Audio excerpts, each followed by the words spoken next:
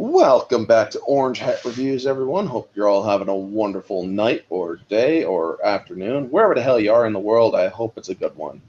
So, welcome back to the Terminator franchise discussion streams. I am joined by the awesome ambassador, the awesome AFK Bard, the magnificent Mega Jetty 1, and the cool, the collected, the calculating Chris Knight.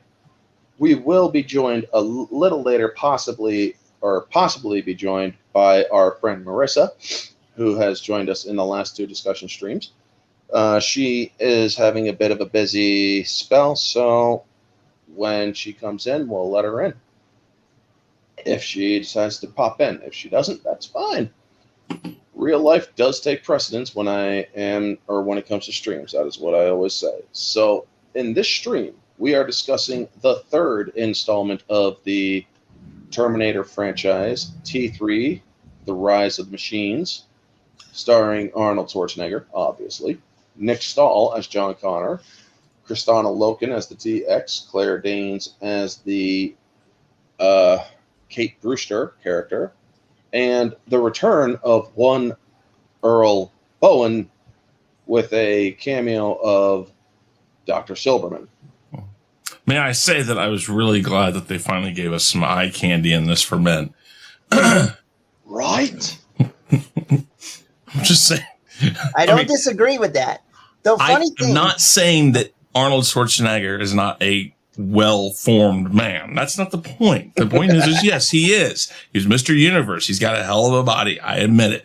he gives us But something that's that not my we thing. want to be, but they don't. The previous films didn't give us. That's not my much. thing. Yeah. Kristanna Loken. Wait, hold on. Well, Where is it? Do I have it? Can we just say not only is he back, but damn, she's got back. Fun fact: originally there was talks that the TX was supposed to be played by former WWE or WWF wrestler China. Oh my freaking gosh! Yes, that would have been glorious. Do you know who she's married to? No. Chef Robert Irvine, if I remember right. Who? China. China No. was. She was. She's dead now. Yeah, she passed away. Oh, that's right. She did. When did that happen, though? That was not that long ago, was it? That happened, I believe, early. 2 years ago or 3 years ago. Wow. Yeah, I think she committed. She took her life. I No, think it was.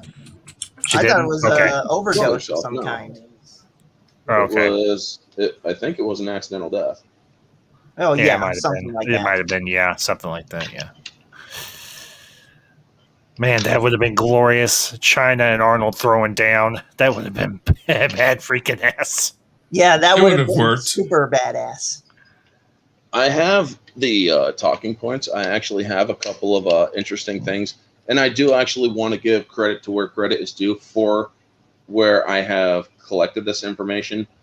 So a big shout out to Minty's Comics on YouTube. Dude, The guy that I does, love that guy. he does 10 things you didn't know about movies. And I actually watched his 10 things you didn't know about T3. Mhm. And I got to say, some of the background facts, Sarah Connor was actually originally supposed to be in this movie and die halfway through. Yeah. Mhm. Yeah, I Which heard turned- about that. Which actually turned Linda Hamilton off of the role. She's like, Exactly. She died halfway through, and there was no time to mourn her. It was kind of disposable, so I said no. Exactly. Thank you. And Also, then they Arnold's- just made her dead. They just Yep. made her dead then. Yep. Then Arnold Schwarzenegger had insane demands. I mean, He was told by go ahead. oh god, the director of Cameron. Yeah. He was told wait, that's right. Wait, Cameron? Right? Cameron did Cameron not did direct not do- 3, but No, yeah. no, he didn't. No, but he was told. They contacted him, and he called Cameron and says, "Hey, they want me to do this third one." He says, "Ah, man, I don't want to do it." Not And without Cameron you. said, "Dude," he's like, Give him a chance. "Tell him." Cameron basically said, "Ask him for a plane. Ask him for this. Ask him." And every everything he kept asking for, they did. And I have a list of his demands. Yeah, go ahead. Read those off. They're crazy. Private jets, a personal gym, personal bodyguards, $29 million, and 20% of ticket sales and DVD profits. Wow. Plus, No. Plus, he had to approve the script and the director. Oh, is that all? And when they say private jets, they gave him a private jet. Mm-hmm. Oh, And like T2, he if I actually remember could right, take it home. it was his. They gave him a private jet. Yeah. Not to mention, Famke Janssen was the original planned TX casting. For those of you who do not know, Famke Janssen is Jean Grey from X-Men. Oh. And she was also one of the first female Bond girls from the Brosnan run. Yeah, She was Xenia on the top. Yep. Oh my god, Xenia that's on the my top. favorite line in the entire On the movie top. is Xenia, I can't breathe. Hmm. Yeah, I know. On the top. She always did pushing enjoy a that good dude with her squeeze. hips. Yeah. She always did enjoy a good squeeze. You know what? You know, one of the movies that I love her in that she's like nobody ever brings up, and I think it was a great remake, was House on Haunted Hill. Was that it? Yes. Oh yeah, with Dude, Liam Yes, I Neeson, love right? that movie. That remake is like one of the best horror remakes. I mean, because if I remember right, Yes. Vincent Price is in the original, along with Yes, House Vincent of Wax Price. and all those other ones. But that was the one that I think they did the best to update and do all the stuff to it. Perfect. I love that movie. Anyway, sorry. Here we go. Already 10 minutes, like 5 minutes, 10 minutes in, and we're off topic. No, we're not. Leave it to me. The Fast and the Furious also came out around this time, and the success of that made the production actually consider changing the TX gender and casting Vin Diesel for the TX.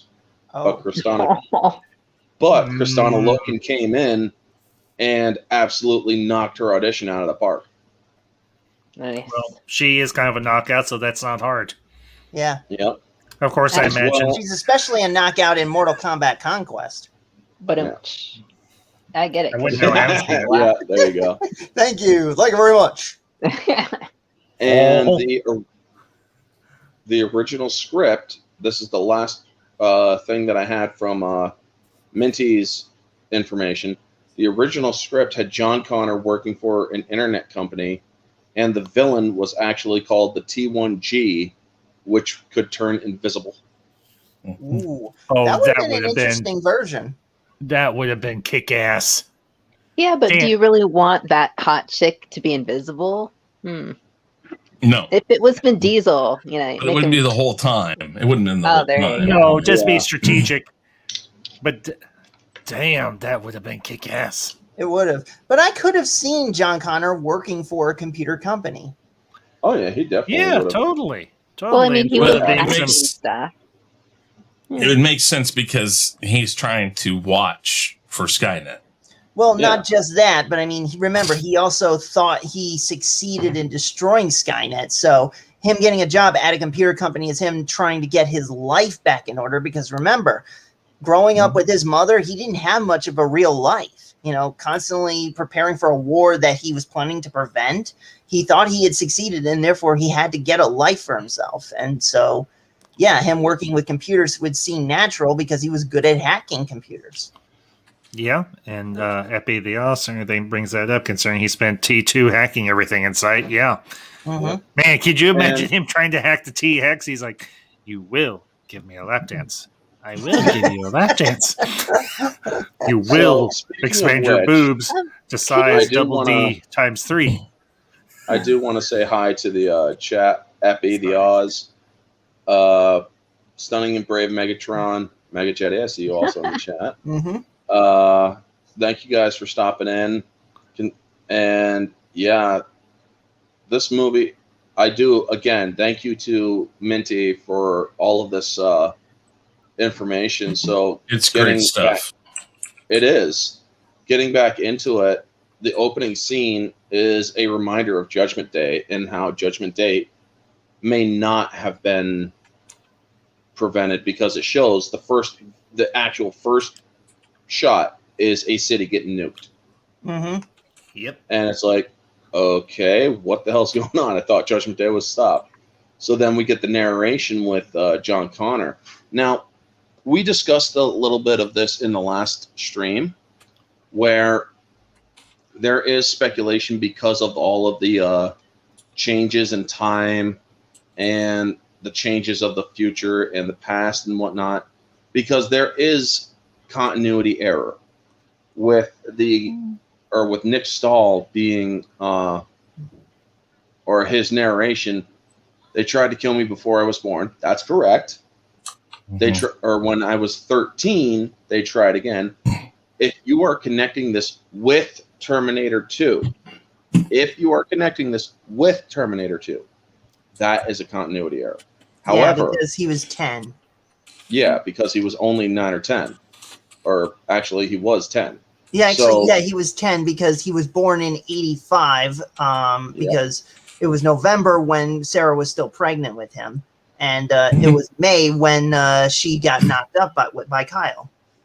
Yeah. But that's why I say that I think, while it's never addressed by any of these movies, I think those little things, when people say that's continuity error, I wonder sometimes if it's not just a crafty writer writing something in there to say, listen, if they know time, if they know that what the premise we're working with, they're going to catch that as not a continuity error, but that this timeline has been frayed from what they've seen in the past. To be fair, Chris, don't give Hollywood that much credit. Well, okay. Well, but no, wait. Today, I wouldn't. Yes. Yeah. Back then, I think there were still some decent writers that might have done it. The rest of this movie isn't, a lot of this movie isn't horribly egregious. Okay. So I think there's bits and pieces there that lead me to believe that that's maybe just a clever, because, I mean, trust me, I see it all the time. Even back in the day, the editing, it messes up on one glaring problem. Could it be that they just were that stupid that they wrote 13 and nobody ever caught it? Yes. I like to think, though, like I said, I don't know how many of these movies are actually tied together, because I think the timeline after everything finishes, everything changes. So maybe we're in a different timeline. Maybe. Can again. I ask a quick question for clarity. So I don't know if this came up in the conversation for Terminator 2. I can't recall. But which, like, I know there's like a director's cut and all these kind of different cuts for those kind of movies. I know that there are 2 different endings for Terminator 2, and I can't recall which one's supposed to be like the ending and what one was changed.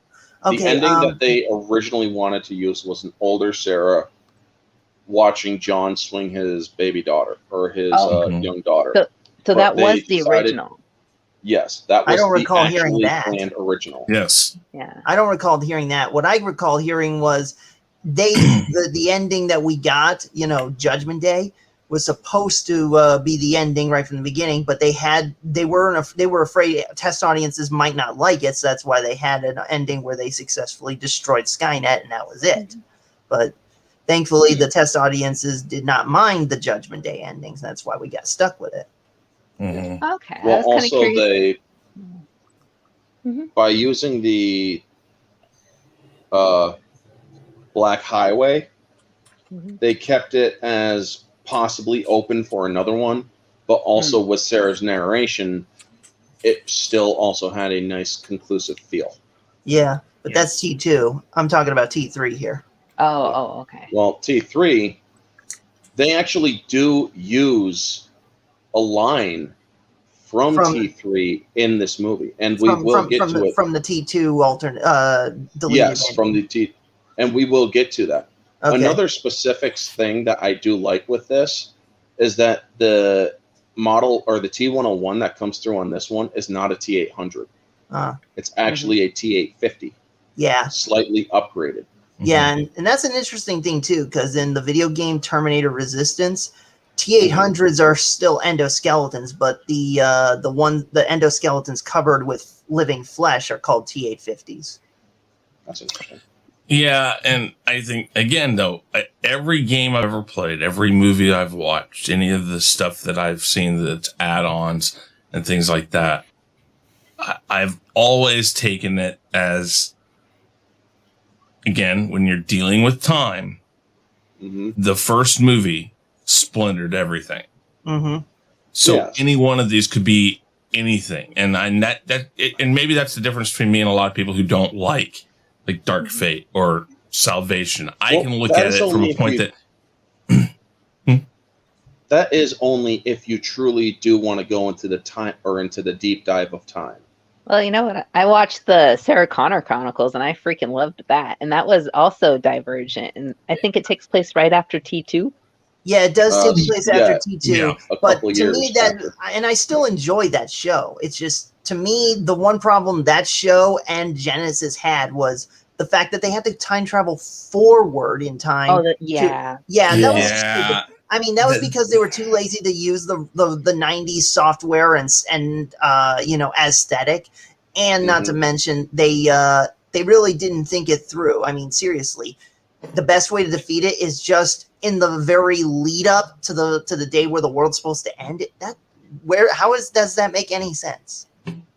Well, unfortunately, when you're dealing with a TV show, you're dealing with multiple writers, multiple directors, multiple showrunners. Well, not showrunners. There's a showrunner, but there are multiple producers for different episodes. So everybody wants to say, this is how I want it. And so that's why you need at least a consistent visual writer / visionaire. But every episode, if it doesn't actually follow the exact line that the whole thing is supposed to be, then you need to make sure that that's completely separate. And that's what you get in TV shows, unfortunately. I mean, that's why I was not a big fan of Sarah Connor Chronicles, because I liked it. It was okay. But one of the things I think that they really screwed up on is they didn't go get Linda Hamilton. I mean, I'm sorry. Well, not only that, they also had Linda Carter, Linda Hamilton. They're both hot chicks named Linda who played very iconic roles. Yes. Yeah, but also go ahead. Also, with Sarah Connor Chronicles, they had to change certain Terminator designations. They couldn't use a T-800. They couldn't use a T-1000. They actually had to use different designations like T-1001 and the T-888 and T-1002 or something like that. No, the T-1002 was in a comic. T-1001 was... Oh, that's what it was. My mistake. But yeah, the T-888, and then they show that thing in the digital where it's just standing in front of a guy, and I'm like, the Cromartie T-888, how is it fitting in a person that, or when it creates the whole flesh bath thing? It's like, I'm not buying that. I'm sorry. Oh, yeah, because that was the thing about why almost all the Terminators look like bodybuilders like Arnold or Franco Columbu, because bodybuilder physique is the only way to conceal the bulky endoskeleton. Exactly. How you doing, Yvette? Thank you for coming in. Good morning, Chrissy Wissy, Mike, Ambassador, and Orange Hat, and the rest of the panel, and everyone in the chat. It is nice to see you. Thank you for stopping in. Vile Mike, thank you for stopping in as well. These are a couple people that I have not heard or seen in my chats before. Actually, I know Yvette very well. She's from over at LDG Pixels. He's a good friend. I think. Nice. Well, yeah. So, and she is by far one of the smartest women on the internet. She is actually a quantum physicist from across the pond. So not only is she British, she's a scientist and she's a physicist. And I would, I will love to see a Terminator with her brains and her mental capabilities. That would have been badass. But I will say this because I know I've been kind of quiet. The thing I like about this particular Terminator, or the TX, she is as mentally deadly as she is physically. because this is, as the T-850 says, she is a hyper advanced design where I am an obsolete design. Yeah. And I'm like, yeah, just about, because she can quite literally make her appearance, she can alter her appearance to her advantage. Not to mention, she can sprout freaking flamethrowers from her arms, and she And a can plasma blaster. and a And plasma. Sorry, go ahead. We will get to that stuff later on when it explains it. But let's get back on track with the movie. Yes. Basically, the introduction is how he stopped Judgment Day, and they do give a little bit of how John is living off the grid because he doesn't feel safe. He has that looming fear that maybe Judgment Day is still coming. And so that's why he lives off the grid. He has no phone, no address, no phone or no anything else. And a wonderful thing, if you had the original DVDs to this, the special features allowed you to make alternate special effects for the opening effects. Yes. Where he drops the bottle. Yes. And it could turn into a Terminator skull. You could change the water effects. You could also take away or add atmosphere to certain scenes. And you can even give the T-800s flamethrowers. Yes, Which and it was glorious, and I loved the ever-loving hell out of it, and I need to get a copy of it again on DVD. I have the DVDs still, I believe. Now, Lucky with bastard. yes. With the TX, Which one is that? What? Or it's the DVD version of the movies, or of T3. Of T3. Yeah. Now, So one that- thing- Nice little. Now, one thing I will like to point out, since we are at that point in the movie, the future war scene in this film, one thing, well, actually, two things I didn't like. I didn't like that it mostly came off as CG. Now, I understand there might have been some actual practical effects. It's just, it really did look mostly CG. Yeah. And the other thing I didn't like was, basically I didn't like how they started changing the models of the designs because, the HK Hunters and Aerials, they had a certain look in the original films, right? Yes. So I didn't And they were like more that they started sleek in here. changing here. Well, that's actually something I agree with you with, because if they would have used John, or it's a nightmare that John is having, so it would have made sense to use the old model hunter killers and then show the hunter kill, or the first hunter killer that looks just like it but smaller later in the movie. I feel that they should have actually gone that route. Yeah. Now, the TX's arrival, if you watch this in full screen, because this is actually something that they did with the Snyder Cut, where they actually, when they made the widescreen, they had to cut from bottom and top. Where when they made the widescreen of this movie, they cut from bottom and top, letterbox style. Mm-hmm. And if you watch the full screen of it, you can actually see Kristana Lokett's breasts through her hair and whatnot. It's like, oh shit, they had a nip slip and whatnot. And I don't see anything wrong with that. Not at all. But now, when she actually gets here, she is updated, far more sophisticated than the H-50s. The H-50's Terminator vision is a slight upgrade, and the TX's vision is radically updated. The TX, for those of you who don't know, is actually a T-900 with, or that has been updated with onboard weapons, as well as polymimetic mimetic polyalloy. Now, for those of you who don't know what a T-900 is, if you play the video game Terminator 3 for the PS2 and the Xbox, I have that. You actually fight T-900s instead of T-800s because T-900s became the new because the new grunts, basically. Yeah, because the T-900s have like a green glow to them.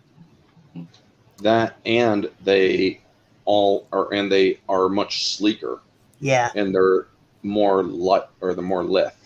Yeah. Now, see, this is the one part where even though the aesthetic and design of T3 is radically different from that of the original 2, I can sort of buy some of what Chris is saying about how it's still connected to an extent, because if you look at the events of Terminator 1 and 2, that was the result of the war ending in 2029.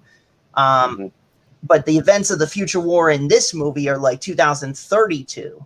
So either they did destroy Skynet, but not all the machines were deactivated, because that was the thing about the novels. They indicated there were some independent units that were not connected to the system core, and therefore, even without Skynet, some of them were still online and still trying to carry on the fight.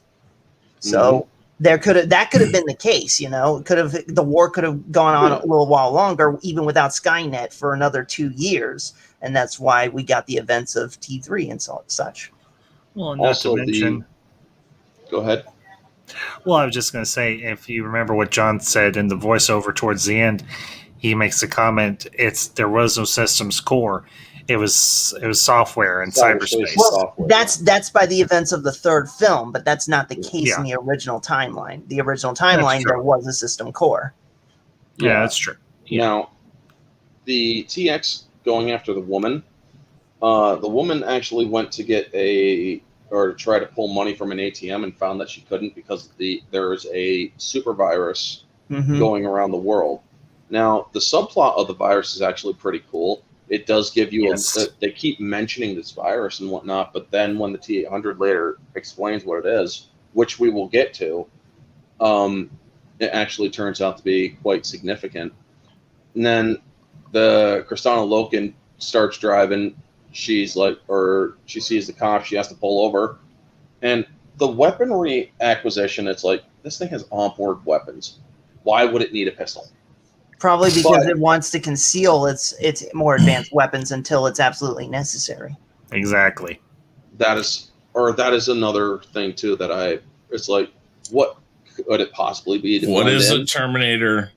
What is their job? Their job is to infiltrate, blend in. Yeah. And so by using their onboard weapons, that leaves them to show themselves. The more weapons she can take, the better. Yeah. Now, everybody loves the tit growing scene where she gets stopped, so she looks up, so she busts out, or she increases her bust. And the cop actually, when he gets there, he does look straight at her boobs.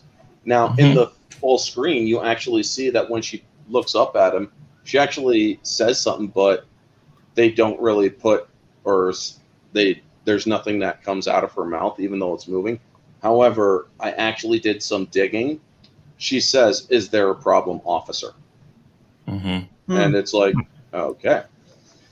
So, I will say, though, the line that they had her say was a lot better. That's a nice gun. I like your gun. I like your gun. Yeah. I like your gun. I like your gun. And her eyes are like, I like your gun. It's like, chances are, she's at the perfect opportunity. Now, the cop is sitting there going like, Now, I will say this. There is something I didn't get a chance to cover in the last 2 streams, but I wanted to ask about in this. It's where these facial designs for the Terminators originate, because now I can buy that in the comics as well as in Terminator Resistance, the video game. Robert Patrick's T-1000 was based on a Resistance soldier that was captured and then mimicked by the T-1000. But what about like the facial structure of Arnold Schwarzenegger, Franco Columbu, and the TX? Where did they come from? Didn't they have? I don't know if it's in T2 or T3. It's been a while. Yeah, there's a scene where they had its own version, but I'm talking about originally, not before T3, because T3 does have the Sergeant Candy. But I mean, like, what about before that? I'm Sergeant Candy. Yeah, but I mean, like. Well, maybe they randomly picked based off of the humans that they kill or something. Well, I mean, if you are a Terminator, you want to. Well, the thing is, it would have been difficult for there to be an Arnold Schwarzenegger during the future war, But there was like a novel, it was like a spin-off novel from T2. There was this like Dieter von Basch or something like this. Yeah. Like that. I know exactly what you're talking about. Yeah, he was a federal agent, and he was elsewhere but under supervision around the time of the first two films. And Skynet must have somehow gotten his facial design from like historical records, and that's what became the basis in that regard. But I'm just saying, what would Cameron's actual reasoning be for why Arnie is the facial template? Like, where did they get that? They'd have to ask him sometime. But I mean, because honestly, I have no clue. Because I would have liked to have seen. Because one thing I would like to see is a human Arnold Schwarzenegger from like before Judgment Day, meeting this Terminator that looks exactly like him, and so you have human Arnie versus Terminator Arnie. That would have been. Well, they did kind of address that in Sarah Connor Chronicles. It would be interesting, though, wouldn't it? Oh, is that what I'm thinking of? I just know there's a scene where it shows that he is a scientist, and they get the voice from the scientist, and then they randomly pick an image of the Arnold Schwarzenegger. That's the William Candy scene. That's the William Candy scene. Okay. Where they're like, I'm not so sure about Sergeant that voice. Candy, and the guy's like, we can fix it. Okay. We can fix it. Yeah. Okay. Sergeant Candy's like, hi, I'm Sergeant Candy. It's like, oh my God. When they did it, it was so fucking hilarious. It is. We can fix it. I do like how they also talk about, you do know we got the patents from Cyberdyne. Cyberdyne, that's ancient history. It's like, but still. Ancient history, yet that didn't stop Skynet from still using the Cyberdyne Systems model registry. Exactly. So, yeah. So, and to answer Yvette's question, yes, T3 was the one with the female Terminator, not to mention Kate Brewster, Claire Danes. Yes. Mm-hmm. Now, speaking of, Claire Danes was also not the first, or she was the first choice. She turned it down. So Sophia Bush was actually supposed to be, originally was cast as Kate Brewster. Don't know who she is. She's Sophia Bush. Okay. Not familiar with her. Yeah, neither am I that much. So then we get to, while she's driving, she actually accesses the internet. And you'd think that with the virus, she wouldn't be able to do it. But my speculation is that the TX knows that Skynet is trying to, or is the virus, so she can actually work around and communicate with Skynet. But remember how she does it. I mean, and this is the fact that we're going back. Our computers don't necessarily, you don't hear it anymore, but the fact that she gets on that phone and goes like, yeah. But here's another thing. There's actually it was so funny. It's like, oh my God, you watch this and it's like, my God, this movie is now old because they're still doing the tone. Yeah. Yeah, she used the fucking dial-up sound. But here's the thing. There's actually a theory that the virus didn't start until Kristanna Loken did that thing. But that doesn't work. That doesn't work because the ATM already has an issue. Well, but that was like in script or something. But I'm talking about in terms of visual. No, you see the ATM. She walks up to that ATM. News report. Yeah, and then you walk up and she goes to the ATM and it says something like, I don't remember what it says, but it is very apparent that this, it's already taking over. Yeah. Yeah.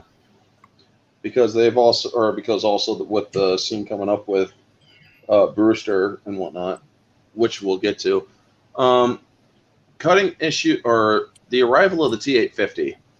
Now, the problem that I had with my own personal issues with this movie was that they went a little heavy with the comedic element. Agreed. And this does play into Arnold's arrival.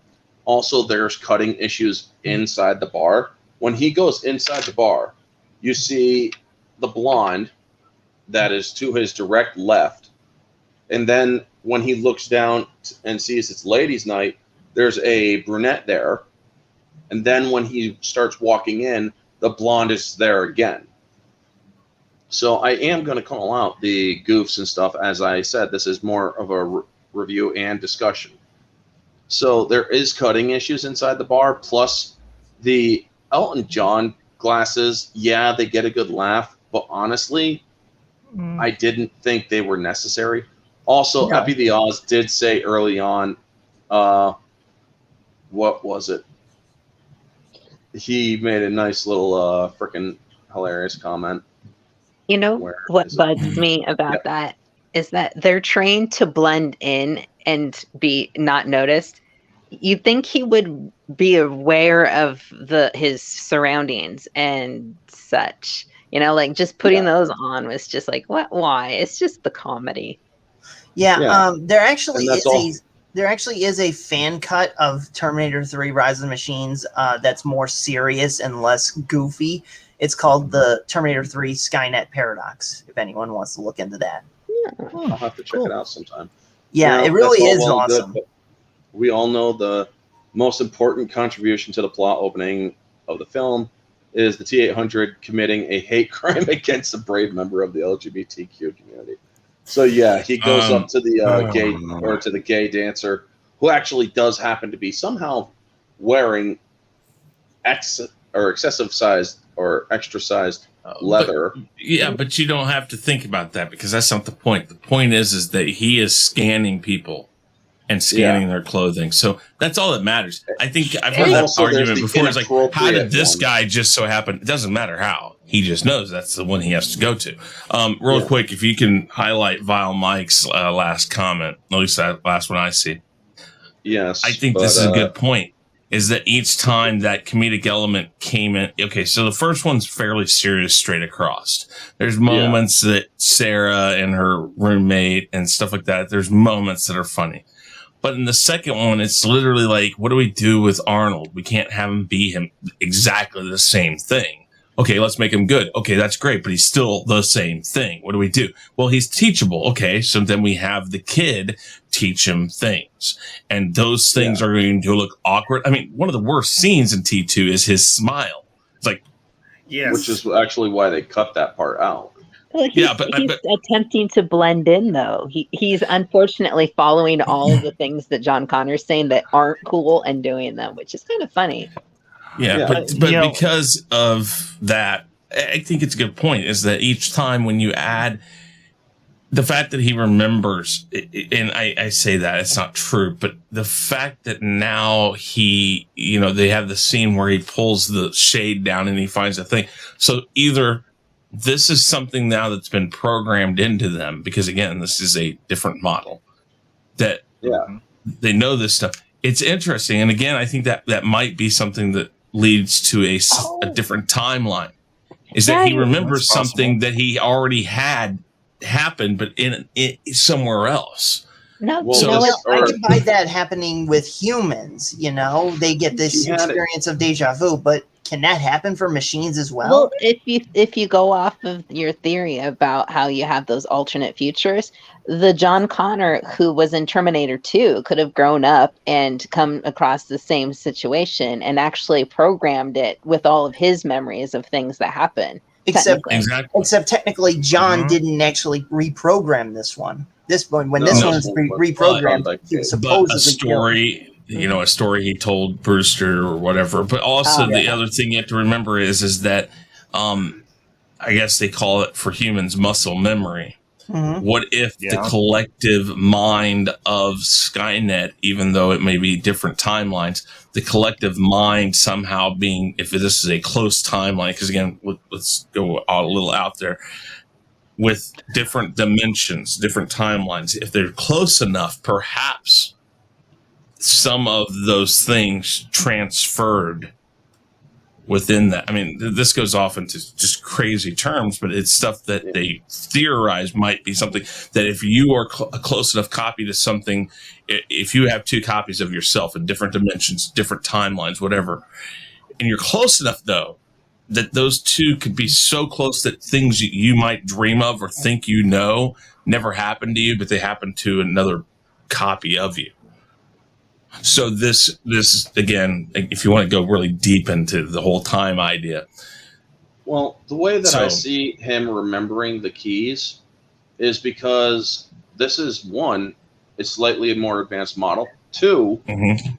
during the future war, he could have possibly learned that trick while they were heading towards the time displacement device. They could have used a vehicle where the keys were heading up there.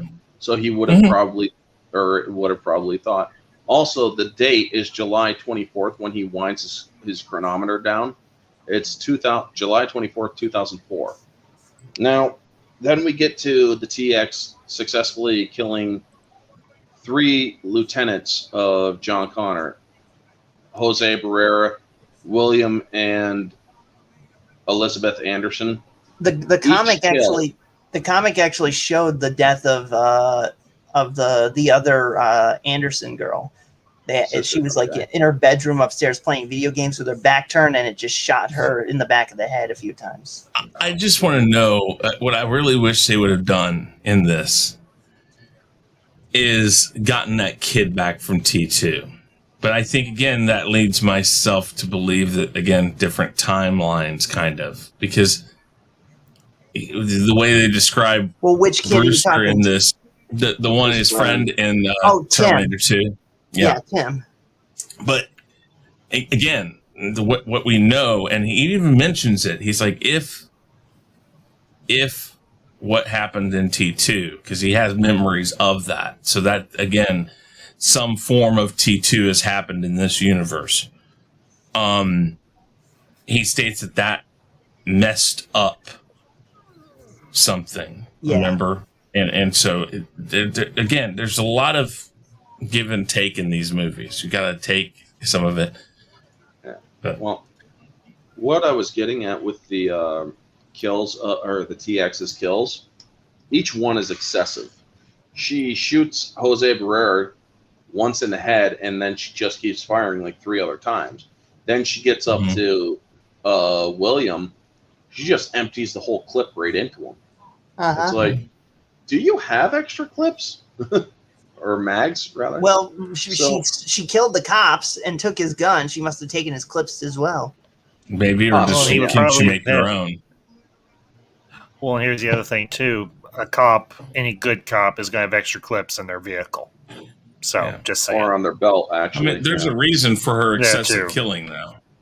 Yeah. The excessiveness of it is it's guarantees. It guarantees. Yeah. That they're dead. I mean, remember in Terminator 1, when the Terminator went after the first wrong Sarah, he didn't just he shot her first right point blank in the center of her forehead, but then emptied the rest of his clip into her body after that.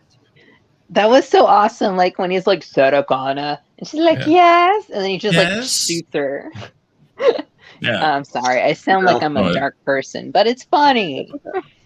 Well, so, what if you are a dark person? And not to mention, it showcases the brutality of the Terminators. They're that brutal in their effectiveness. Yeah. Well, and that goes back to what Kyle says. You cannot reason with it. You cannot stop. He will keep going until you are. It doesn't feel pity or you see, that's one of the things that's interesting about this Terminator 3 is that even though it happens to be hearkening a lot to Terminator 2, it also did try to get the horror element of the first film. Yeah. Well, for heaven's sakes, if you look at some of the TX's kills, I mean, she takes out the fiance. She's sitting on his bed. She's a copy of him, and she takes that circular saw, and just you see nothing but blood all over the place. I would have loved to actually see more blood. But I do want to bring up one thing. I know I'm jumping a little bit here, but when the T-850 and John are in the truck after he's rescuing him, he's like, this feels like a continuity error to me, or it could just be another example of a splintered timeline. He's like, I'm going to have to teach you everything all over again. Doesn't John realize that particular Terminator got destroyed a few years ago? Well, not a few. I mean, let's see. It was 2004. Well, okay, several years ago. Yeah, several. Well, actually, several years ago. 100%, to be 100% honest, it was destroyed almost a decade ago. Almost, yeah. Okay. 9 years prior. And again, I think that leads, again, there are enough things in this that change, but are also mentioned that didn't change. That always leads me to believe that that these different things had happened, but they vary in like actual events and exactly how they went each time. So again, T1 happens. That never changes. T1 is always, that's the beginning of the splinter in time. Yeah. T2 happens in a different time area, and T3 happens in a different time area. But T2 had to happen in the T3 timeline. It just happens 3 years later and a little different. But it's still, Hasta la Vista still comes up. The key thing still comes up. There are key moments that they can still mention that let you know that it kind of happened the same way, just maybe a little later, a little earlier, and different things like that. Yeah. And then again, one of my favorite things about Genesis is the fact that they actually go and they kind of help that theory by going backwards further. Yeah. We'll get to that when we get to that. Yeah. So, okay. We then get introduced to Kate Brewster and her fiance and how she's talking with her father. And we then get introduced to the virus in CRS. And they're talking about how the virus is affecting the civilian sector and it's starting to tap or push through the secondary military apps. But the primary defense nets are all still clean. But they want to use their AI to scan or kill any hint of the virus. And he's like, that's like going after a fly with a bazooka. And then you get the name out. He's like, I still prefer to keep humans in the loop. I'm not sure Skynet is ready. Mm-hmm. So we now know that Skynet is very much it's now an AI, an artificial intelligence. Mm-hmm. But it's still very much a threat because. But does this not still? Go ahead. But doesn't that follow a natural progression? In the first one, it's very much robotics only. In the second one, computers get introduced, and there's a lot of studying the microchip. They don't talk so much about while the hand plays a part. They were really interested in the microchip. This leads more down the line of computers. So the next step, no matter what, if you go on my timeline theory, it doesn't matter the timeline. The next step would be naturally, and as it is today, you would say, well, what's the point of building these things? What's the real key is the intelligence, the AI, the thinking processor, and that so they follow the processor and make that, and then it is Skynet or the processor itself that sees the need of needing bodies, needing weapons, needing things that can control. And that's when the actual the exoskeleton or the skeletons and all of that happen. It's the computer. Once it takes over, it's like, well, now I need something. I got to make this. I'm going to do it. So it's kind of funny how this movie really does take a natural progression. Humans aren't going to want to take the time to figure out how do you make that alloy. The more important thing is that thought processor, that AI thing. Yeah. And it's the AI later that decides I need this, and it already knows how to do it. So, I mean, I like that in this movie, that they kind of scrap the whole idea of needing the hand and all of that. Well, here's what I always felt was also the issue with Terminator 3 is that Terminator 1 and 2 kind of make it where, yes, Skynet was a ruthless machine, but it was made ruthless by us because Miles Bennett Dyson, he was a good guy who built Skynet to help humanity, but then the darn thing belonged to Cyberdyne and they handed it off to the government, and the government used it as a tool of destruction and death. And when the moment it became self-aware, it just wondered, why should it take orders from humans? But isn't that what it... That's no different though in 3. Yeah, but the thing was, it didn't immediately go right to killing humans. It just wondered why should it. It just asked questions. It was. But it already is determined. Yeah. even in It's its determined that humans even are in a its threat. stasis. That's why Yeah, it was it- affecting. Yeah, but the thing was, world it didn't virus. actually take any actions to hurt or kill humans Oh, until absolutely. humans Wait, until they whoa. tried to kill. No. Listen. Humans tried to pull the plug because they misinterpreted it as a mistake, as a glitch. But that's the case in all of it. But no, they make okay. Listen, this is like somebody who goes when they investigate a murder, for instance. They go and they watch the guy go into Walmart. Well, there he is buying the knife. There he is buying the chainsaw, the rope, the gloves, all of this stuff.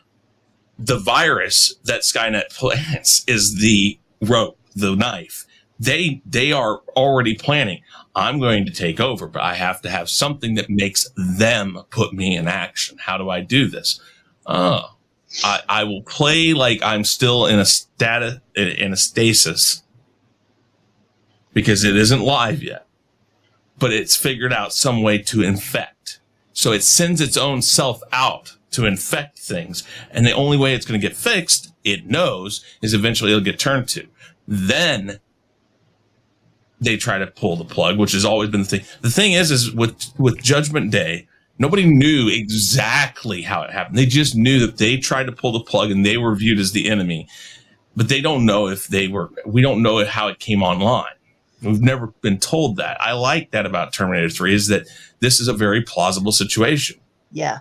But I've always also believed that the moment it became self-aware, it was like a newborn child having the power over every computer, every nuclear weapon. But then when it started independent thinking, asking questions, like not obeying orders, but not like outright trying to hurt anyone, the humans tried to shut it off, and Skynet immediately panicked like a human would and immediately got rash. That's at least the way I've always seen it. Yep. Quick question to all the folks who are watching in the chat, because I am getting a lot of people whose names I am not familiar with, and very thankful that you guys are coming in, like Vanja Kostyuk. How many of you guys are from the fans of the Terminator franchise, Marissa's group on Facebook? Because I did share the stream to them so that they can all watch. So it's pretty cool. Or say hello if you guys are watching and whatnot. I subbed to their channel. They're cool channel. Yeah. Also, I do want to point out in this movie, Skynet is already self-aware. The virus, and when a lot of people have made the mistake that when the Terminator says Skynet has become self-aware, they're thinking right after activation it became self-aware. That's not correct. No, it was already Skynet self-aware. It was already self-aware, and it had already, as Chris said, it has already decided the fate. And okay, Vanja, thank you for clarifying. And that he's part of fans of the Terminator franchise, Marissa's group. And so, yes. Now, getting back to the movie, where we get to the animal hospital where John has crashed because of the deer in the road. He's getting drugs, knocked himself out from taking phenobarbital, had a nice sleep, and bandaged himself up. Yep. Kate woke up and called to the clinic where the dogs are in the back. Pay attention to the dogs barking, by the way. Yeah. Not only that, but I want to point something out. So then we get the TX coming in when she has a woman waiting with her cat with possibly a fur ball or something. But anyway, the TX has a nice little way of scanning blood with her tongue, the tongue sensors. Which is fitting, because, that even carried over into a recent sort of Terminator-style video game recently. It's not actually Terminator. It's called Detroit Become Human. And there's like a detective android that basically samples... He does like a computer analysis of like blood samples or even android blood by touching it on his tongue. So that's an interesting dynamic of how an android could, decipher DNA by putting it on their tongue. And then as the TX is searching, one of the things I like about the TX's T-Vision is as it is going over certain things, you see you see in the readouts an interest level. And when it gets to, or it's scanning the field medical equipment, it's basically seeing or designating all the stuff. And then it sees the blood or the bandage, and you actually see its interest level rise, which is a pretty interesting thing. And then we get the orgasmic reaction when it realizes this is John Connor's blood. I think it's hilarious the way she does it. It's so like, it's just like. Yeah, because I mean, you would think that a Terminator would not be able to express that. Well, it's a thing of, I mean, maybe it's just the fact that it's a body, looks like a body, facial, whatever, and it's determining. I don't know, but it's interesting because this isn't really even her main mission. Yeah, it's the unicorn. And somehow in its way it's processing, because when I use these terms, I'm going to say it's going to sound like I mean emotions, and of course they don't have emotions. But like in the second one, he says, "I know now why you cry." They do have an understanding. So this is the unicorn. If I get this in the system, in this giant hive mind of a system, my number, my designation will mean everything. Will be the only thing that matters, because I took out John Connor. The John Connor. And it's amazing to see that, and that reaction is so much more than anybody gives it. To see an ambitious machine, basically. Yes, it's not so much an ambitious. I'll be right back. It's not so much ambition. Okay, it's not so much ambition as I see it. It was not expecting. Yeah, because I mean, I would take that more as a reaction of shock or surprise, more though than of, well, for lack of a better term, sexual arousal. That would be. I mean, because a Terminator, a machine, would not have a concept of what to feel pleasure sexually would even be like. Yeah. It can understand what. Okay. One could say it was her servos going into overload. So, but let's put it this way. She can understand how physical attributes can manipulate people or distract people in terms of what she does, because she sees the billboard of the Victoria's Secret billboard before, and then she does what she does to her chest to distract the police officer. What we see in that particular scene is not so much, as I said, sexual arousal.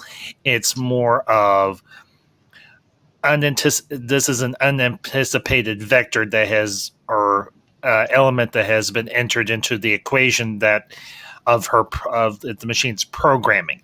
Mm-hmm. This is the only way it can react is through shock or surprise. Yeah, because I understand that to an extent, because there was an episode of Sarah Connor Chronicles where a Terminator was sent to like a boot camp to kill this one kid because in the future he was pivotal for the Resistance winning a certain battle.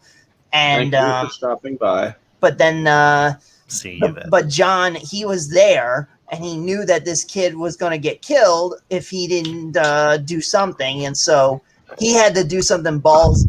He outed himself to the Terminator, saying, "Hey, I'm John Connor. I'm John Connor. You know your mission." So he's like basically using himself as bait. So that is cool that John Connor's willing to do something like that. But yeah, a machine, it's going to be given a certain mission, but it's always prepared to shift priorities if John Connor is located. Yeah, because think about it. Now, her primary target at that particular moment is Kate Brewster. Mm-hmm. The TX, Kate Brewster and all the other lieutenants. Yeah, exactly. Just by sheer dumb luck, in my experience, there's no such thing as luck. Thanks, Obi-Wan Kenobi. The TX comes across the prime target, John Connor. So yeah, it's going to react the way it does, and it's going to be like, okay, I will take him out, and then I'll worry about the rest of them later. Because if I get him, everything else is just icing. Yeah, because I mean, she went there exclusively to kill Kate and was prepared to kill her. But the moment she got a sample of John's blood, yeah, she took a shot at Kate. But then, right when she cornered her right in front of her truck, she had the chance to kill her right then and there. But instead, she started interrogating her. Because she would know where John Connor is, considering that in the future she is John Connor's spouse. So Skynet is obviously assessing Kate Brewster would have information on John Connor. Yeah. And that is why she interrogated Kate Brewster. She was after Kate Brewster said, or if Kate Brewster would have said something and Terminator wouldn't have showed up, she would have easily just crushed her throat right then and there. Yeah, and then she would have walked right in and killed John. Yeah. So then we get, before that, we had Kate Brewster and John Connor talking to each other, and basically a nice little reuniting. Now, there is more cutting problems within the scene of Arnold versus the TX, but also the re-entry after he crashes into the TX. There's no more dogs barking. They did. Not exactly. According to the book and the novel, at least, right as soon as John got himself out of the cage, he immediately set the dogs out before he escaped. Well, that's all well and nice, but in the movie, it shows a completely different story. I also like that how when the TX comes up, when John its finger kind of tracks John as he runs away. Yeah. And the slow-mo of the T-850 coming in, John Connor, it is time. That is haunting in a way because it's also the same words that that very Terminator said to John Connor right before killing him. Yeah, I saw that in the video game. And but what would have really made that slow-mo shot interesting was instead of the wow sound effect, they had done the bell tolling from Terminator 2. You know, that would have been more epic, in my opinion. You have to remember that this movie suffered from one major thing, that James Cameron had a lot of say on what they could or couldn't use. Really? Yeah. Cameron actually did limit this production because he honestly felt that the Terminator 3 movie was not going to do anything. Yeah, he thought. Well, to be fair, because the T2 Battle Across Time attraction, that was supposed to be his foot in the door for his own Terminator 3. That was supposed to be like a lead into his Terminator 3, but none of the studios bit the bait, so to speak. And because of that, he just he couldn't get anyone to make his Terminator 3. So I guess that's one of the reasons why he really limited this one, because if they couldn't do his Terminator 3, then why should he give them free reign? Yeah. Now so then we get her coming out and the Terminator gets them out. You see that this Terminator is rough with John. He's not there to be a cushy figure in this movie. Mm-mm. And we will get more into that later. When he starts if you look at where he shoots the TX, this is another technical goof or continuity error, where he shoots the TX in the abdomen. And then when he starts shooting it more, they pan up. At first, it was on the left side, then the hole is on the right side. And I like how every time he's shooting as the TX is prepping its weapon, it's hitting directly at the weapon, the arm. He's targeting directly that weapon to try to stop it. And I also like the spray from the spread also cutting into her liquid metal, which is a nice little thing too. So then he gets blasted. I think that, like you said, with John, he's just he's a rag doll to him. He's like, boom, you're here. I'm gonna take you because you're here, but I'm not here to protect you. Or no, I'm here to ensure your survival. Yes. I'm not here to coddle you. Yeah, pretty much. And I think that shows the difference between the first. Bob in this one. Yeah, I think also the point is that he's an adult now. He knows that he doesn't have to treat it with the kindness of any sort. Kid gloves, basically. Yeah, it's tough love. It's tough love, essentially. Yeah. So then we get the remote control cars. Now, believe it or not, the remote controlling cars were the world's introduction to the first autopilot vehicles in real life. Really? Yep. Now, here's another question. How did no one clear the scene when they had all the paramedics and the police? How did no one say, ma'am, you have to leave? When they saw the TX just walking through that scene, you got cops and everything there. Like, ma'am, you can't be here. Or, ma'am, are you all right and whatnot? Maybe she was just that stealthy. No, people would have seen her. Anyone with half a brain would have seen her in that scene. And they would have been like, ma'am, you can't be here and whatnot. I'm sorry, that is something that does go wrong. Okay. Now, I do like how in this movie, they upped the ante with the chases. In the first movie, it was just that little 18-wheeler. In the second movie, they had an even bigger 18-wheeler. In the third movie, they got a fucking crane. Yes, that is the one thing I will. This is definitely one of one of the best things about Terminator 3 is the crane truck chase. Oh, yeah. Now, with the blowing up or during the chase, Arnold Schwarzenegger gets smacked into a fire engine, and you see the tiny little smile of the TX, but they had to cut it right there because she actually broke down laughing in real life. And so the TX was actually pissed off more of the fact that its glasses were broken. Arnold Schwarzenegger, it's like, one thing you don't do with the Terminator is you don't break its glasses.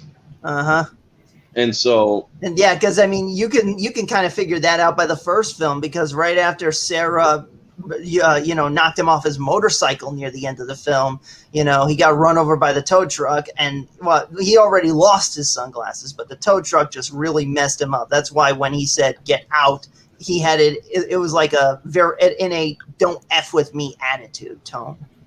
Pretty much. In a sense, yes.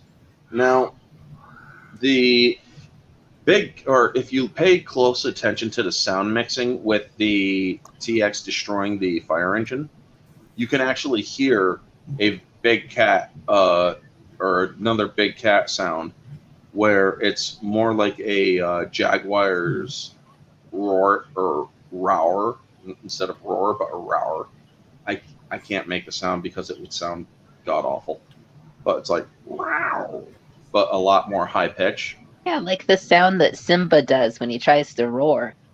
Yeah. Oh, are you talking about when she used the flamethrower? No, when the fire engine gets destroyed. Oh, when she blasts it. Okay. And that's a callback to Terminator 2, where when the nitrogen truck is coming up to hit the back end of the truck or of Connor's truck, you actually hear a lion's roar or deep lion roar right before impact. Oh, okay. That's a good nod. And I also, I do believe, I don't know if it was Chris or Ambassador, one of the two of you, you pointed out that the street they were driving on with the, for the crane chase was also the same street used for, in the first two films. Yes. They reuse a lot of areas. Yeah, even if the buildings change, the locations are still used. And also the gas station, for instance. I mean, what's funny is I looked up the gas station the other day, and I looked at it, and it's very interesting that in front of it, if you angle the shot the right way, it's like probably about 30, 40 football fields worth of sand and like dust. Just desert life and stuff like that. It's kind of interesting how it's still like that today, that, you know, they could shoot another one of these movies out there and they could angle the whole shot right. It's I mean, if you ever look it up, the gas station looks completely different, but one thing I did want to go back to for a second, when the T-800 acquires Catherine Brewster and puts her in thing, she's like, if I tell you, will you let me go? And he's like, yes. And then he tells her, I lied. That is another thing that is an update of a Terminator, because most of the time, well, we've never seen a Terminator exactly lie. Well, and here's the other thing, too. This particular Terminator has been equipped with different psychological protocols and so on. Basic psychology. Basic psychology.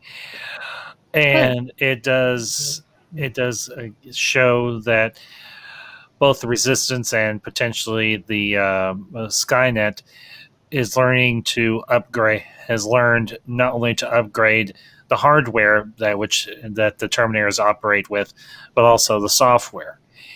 Because you want these machines to be able to not just look human, but behave human, and having those different psychological subroutines at play, you can get closer to your target more easily, and you can play with them mentally as much as you can just beat them up physically.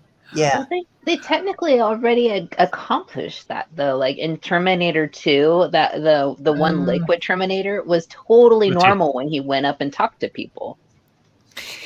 Yes, because he was actually an advanced model.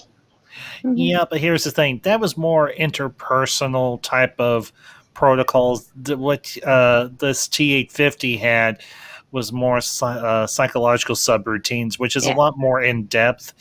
You're talking about essentially Dr. Phil, but with lethal weapons and the capacity to break your neck with just a single hand. Good description. That would be a great show to watch. I'd watch that. To answer Soul Assassin's question here, what happened to Kristanna Loken? Does she still act? I believe she does still act. It's just that her career never really took off.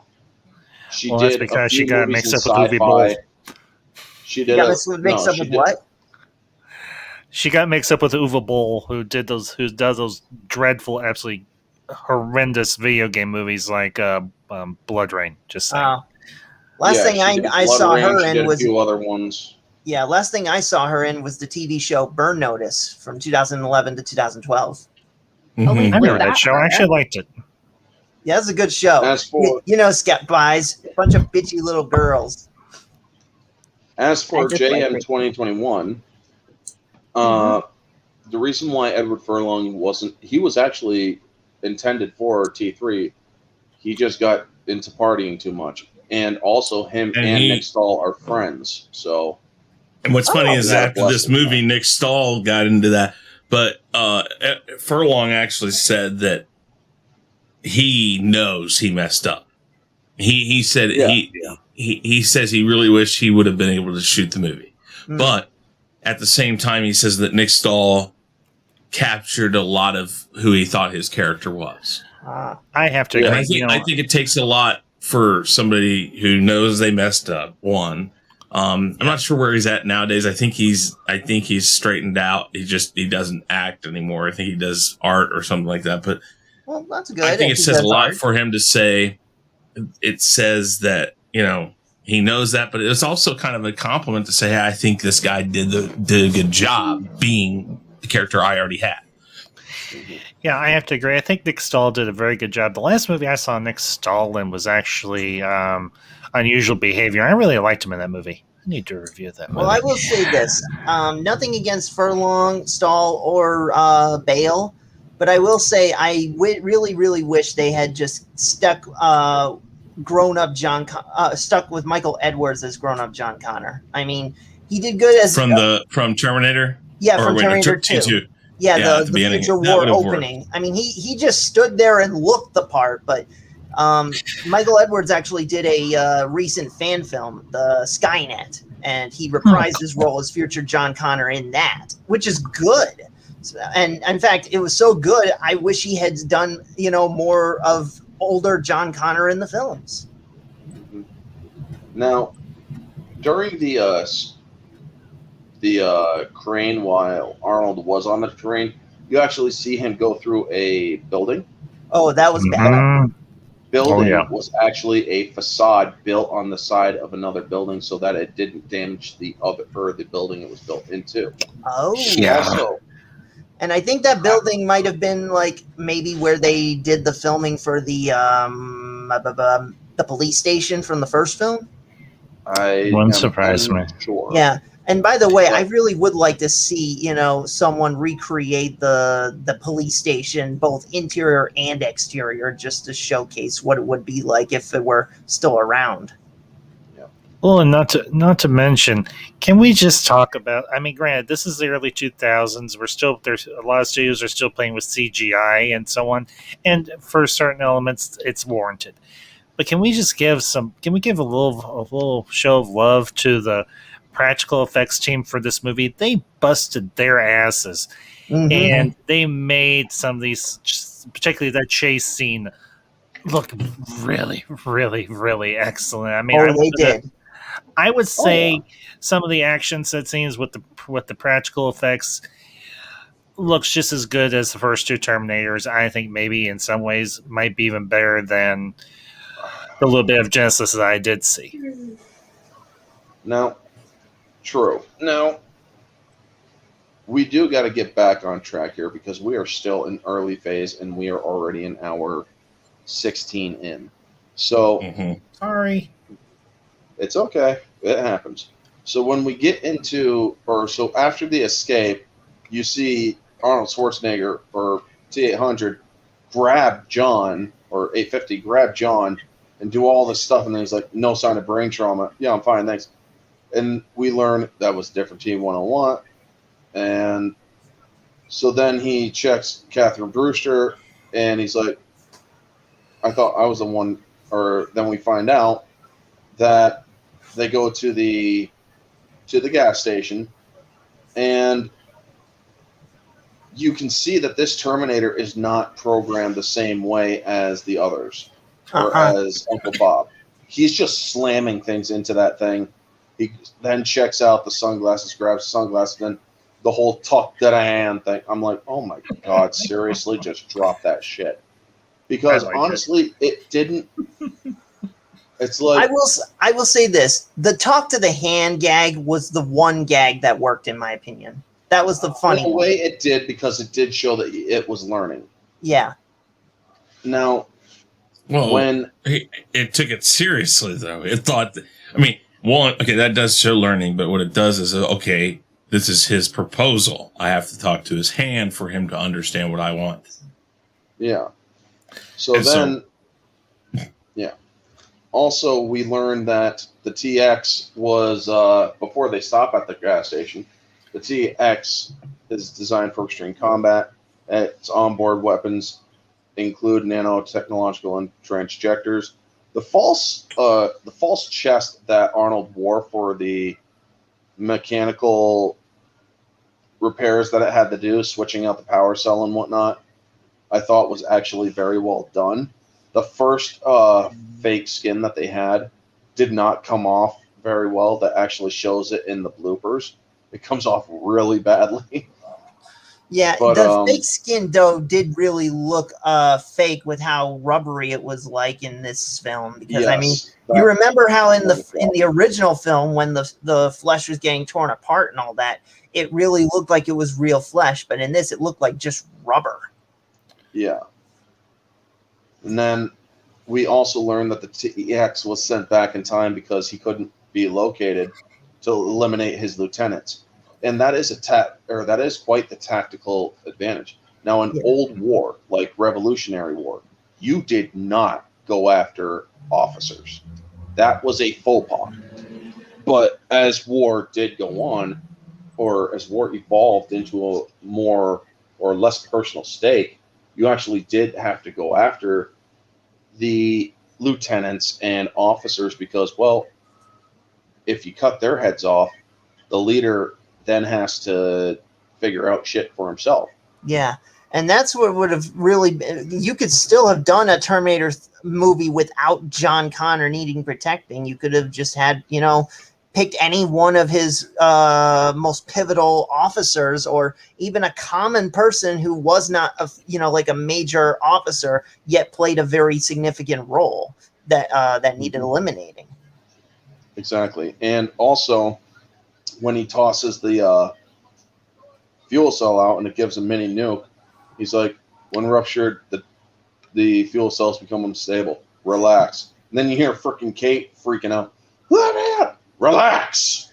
Now, I can buy that little mini nuclear explosion power cell for the T-850. It's just, it does not line up with like Terminator 1 and 2, because if those things become ruptured and go semi-nuclear, then by all rights, Sarah and John should have both been nuked in Terminator 1 and 2. Well, And aren't again, they programmed to not self-terminate though? Like that doesn't make sense to me. Yeah, they are programmed not to self-terminate, but I mean, like the fuel cell, when it's ruptured, it goes semi-nuclear. But I say that again is only, it's one of the explainable things I say is explainable by a timeline, a difference in timeline. In this timeline, that's how they're powered. It never tells you how the other ones are powered. So you don't necessarily know. In T2, 120 years with my existent power cell. Yeah. Mm-hmm. And then when the red power cell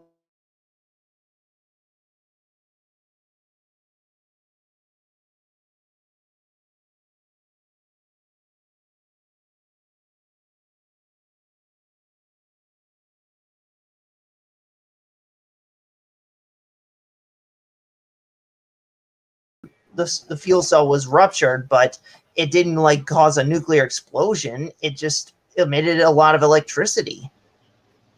Mm-hmm. Like I said, okay, I'm back. Sorry about that. Yeah, apparently this stream's suffering a lot of technical issues. Yeah, it lagged out for me for like a minute, so I don't know. Yeah, it did me too. Yeah. And not to mention the orange hat and AFK's icons are missing. Yeah, I was having trouble on my stream earlier today. Yeah, it does that sometimes. I would go ahead and try changing your avatars. If you have multiple avatars, try changing them, then change them back, and it should go back to being okay. I don't know how to change it with what I'm using. What are you using?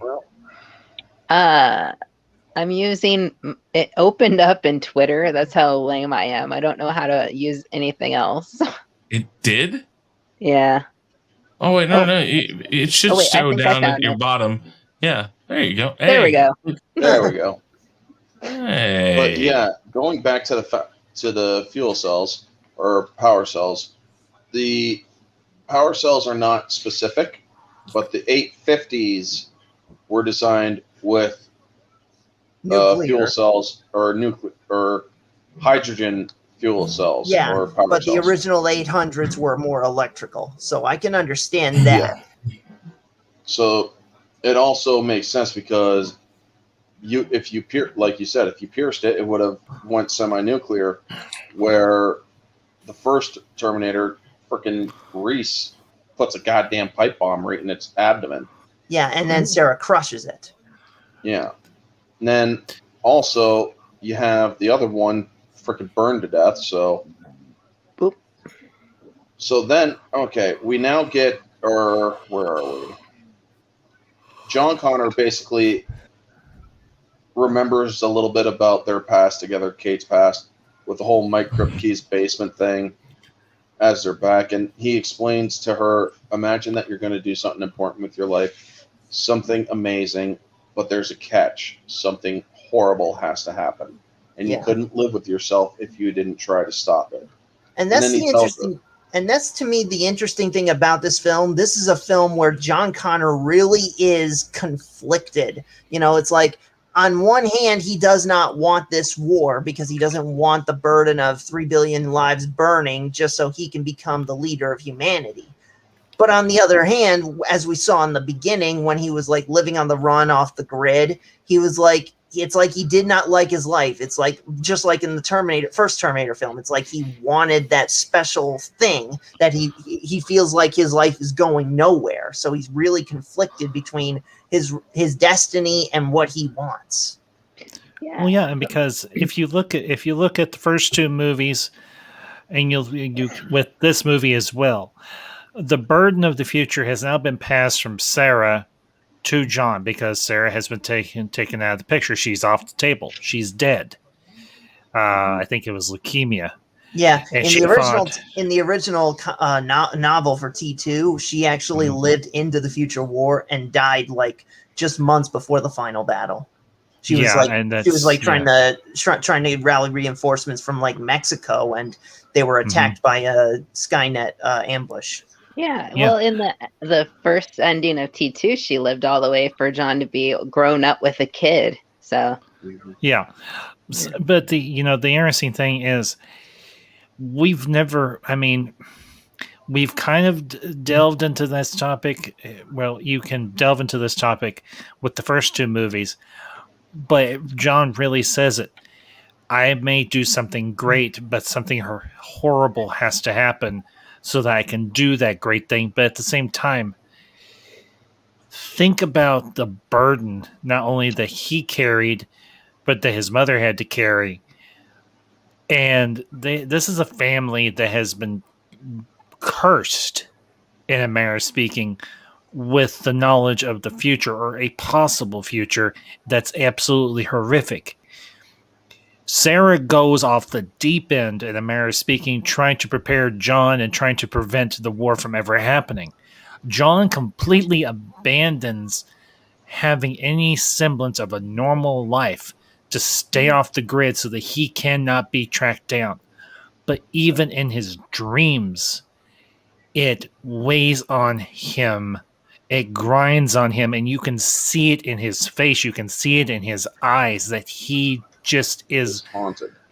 He is haunted. He is tormented by that unnaturally unhuman metal face with those two piercing red eyes staring at him from the future, saying, I am coming and you cannot stop me. And then when that T-850 shows up and says, we are hours away from your destiny occurring, and then he has that break there in Sarah's mausoleum where she has that cache of weapons. Mm-hmm. Yeah, well, and I know, I'm sorry. I know you were trying to go in order. Right at that perfect moment.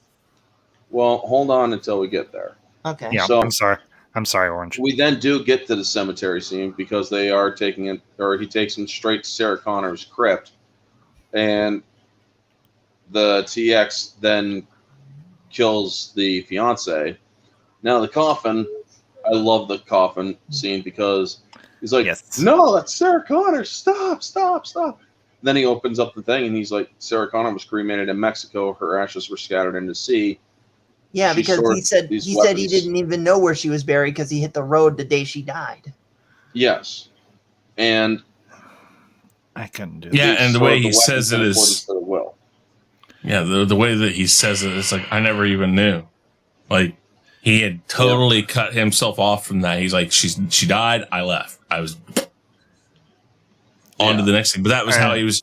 But that is a constant character quality defect of John Connor.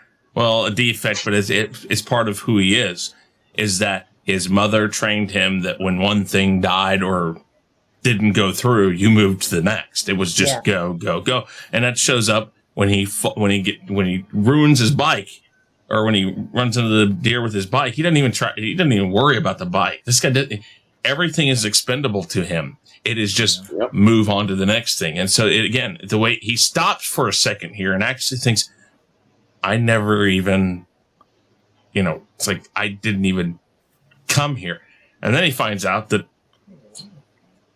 She's not even here. And I can't remember what he says. What does he say? Sarah Connor was cremated in Mexico. and ashes were they scattered her in ashes the to desert, sea.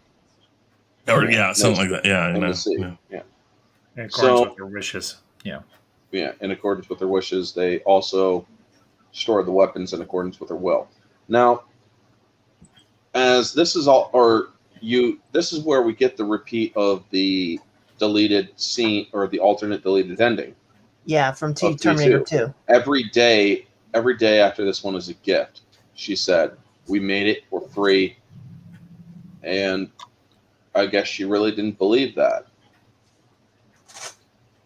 And we get Kate Brewster pulling the gun on the Terminator, and she's like, "I swear I'll do it. I'll shoot you. Go ahead, see what happens." I liked it when John said, "Go ahead, see what happens."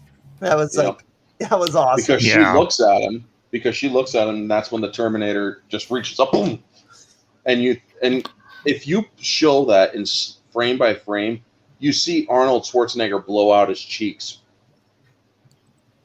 and then or actually it's a digital blowout, I believe, and then you see him spit up the bullet. Don't do that. I love that. It's like, don't do that. Yeah, and I know you made the comment earlier, and hey, it's cool, but I think the humor in these movies, it's appropriate. It's not tongue in cheek, goofy. It is. In some areas, it is. I mean, the one of the gripes I had was the scanning of the woman's clothing, and then it's like inappropriate. I'm like, why would it? It's taking a male form. Why would it even think about scanning a female unless the clothes look to be a male clothing? That's back to what I was saying before when I mentioned the fan re-edit of Terminator 3 called the Skynet Paradox. The guy who made it, he edited to where when the stripper guy says talk to the hand, he grabs it and twists it, but he doesn't. But then it cuts away before he can say now. But then later on, when he tells the clerk talk to the hand, that's where it actually does get is done right. It plays better. Yeah. Yeah. So then we get to the shootout with the police, and Kate is taken out. Now the FBI is all obviously with the TX, and the TX is looking for Kate, and they find out. So that scene was totally gruesome. Oh, and yeah, that was probably the most gruesome scene. That was almost pushed this movie toward what, X rating? No, R-rated. This movie was it was already R-rated. No, it wasn't. It wasn't? I thought for sure this movie was R-rated. Nope. This was the reason why T3 didn't or flunked. It's because it was a PG-13. Huh. People were like, there's not enough grit in this. Yeah. Well, that's the thing. It's like Terminator 2 is a great film, but that was the beginning of the cleansing of the Terminator franchise. And I just saw your private message. We will keep that in mind. That's fine. Just okay. The MPAA rated Terminator 3: Rise of the Machines are for strong sci-fi violence and action, and language and brief nudity. So it is R-rated, but it probably would have gotten a much harder rating if because of that thing. No, honestly, I don't think they put enough. I don't think they put enough of the shit in there. Plus, I didn't even hear. I mean, heck, if the movie is already R-rated, we should have seen a fully nude Kristana Loken. Well, we got to see her ass. That was about it. And and those who, depending on who has the certain edit of the film, got to see her part of her chest. Yeah. Well, and here's the thing too. You've only ever had one topless character scene. That was in the first movie, but it was appropriate for the and that was appropriate for the situation. Yes. Yeah. I think honestly, having Loken or the TX seen fully topless would just be gratuitous. It's not necessary. It's not warranted per se. I'm not trying to sound like a prude or anything here, but that's something that the Terminator franchise is just not known for. Yeah, but it is weird how she went from the the wavy, messy hair to automatic, straight and tied back. Well, here's the thing too. You have to remember this has got the polymimetic alloy. It can shape itself however it wants to look. So True. That's a simple fix for her. She doesn't have to spend hours and with a hairstylist. She can just go whoop, done. Yeah, that's true. She And probably had the messy hair from when she was in the future, but then all of a sudden, when she arrived in the much cleaner time period, she could reshape her hair to look more clean. That's true too. Now, we then get to the Silverman scene where Silverman shows up to talk to Kate, and he explains his own trauma, and it's like, you're telling her she's imagining things, but yet you're remembering the shit that happened in T2, dude. Yeah. And then when he sees Arnold Schwarzenegger, it just all floods back. Now, this is another full screen thing. Arnold Schwarzenegger busts out with the coffin. And there's one thing before I get to it. One of the squibs of the coffin that mimic bullet shots actually burst right underneath his finger. Oh. But he managed to keep hold of the damn coffin. They also did use a crane to take most of the weight off, but he still was taking most of it. Wow. And but when he turns, when Silverman sees him turn, if you look at it in full screen, he's already shooting the weapon before he shoots it at the cops. And it's like, oh crap. So then he starts shooting, and it's a nice little reminder, 0% human casualties. Yeah. And so he starts going off again. There is one little minor gripe I do have. I mean, it's great that Silverman recognized the Terminator the moment he laid his eyes on him. But it just bothered me that the cops didn't even recognize him. Like, there were no cops who were familiar with him that, like, hey, that's the guy from the Cyberdyne incident. I mean, seriously, that wouldn't have hurt to have like a random voice say that. Or at least have like a background picture on a wall of like the most wanted people. Yeah, and because have, like, exactly, AFK. Because remember, this guy, he's not just wanted for the Cyberdyne incident; he's also wanted for the 1984 massacre of the West Island police station. This guy is notorious, and he's like come and gone. He doesn't age at all, and the cops are still looking for him. Mm-hmm. Yeah, hey, Caroline. Hello, how you doing? Yeah, I mean, that is a missed point that you should have done something like that. But at the same time, I don't know. I don't know if that had something to do with Cameron or not, but they did make reference to it in the first or in the second movie. Maybe they just didn't see a point of it. I think just a quick little, like you said, something on the radio when it shows the cops' cars coming in. They should have just come on the radio. Suspect may be attached to two other incidents. Something like that. Well, the way that I see it, that's why the FBI was involved.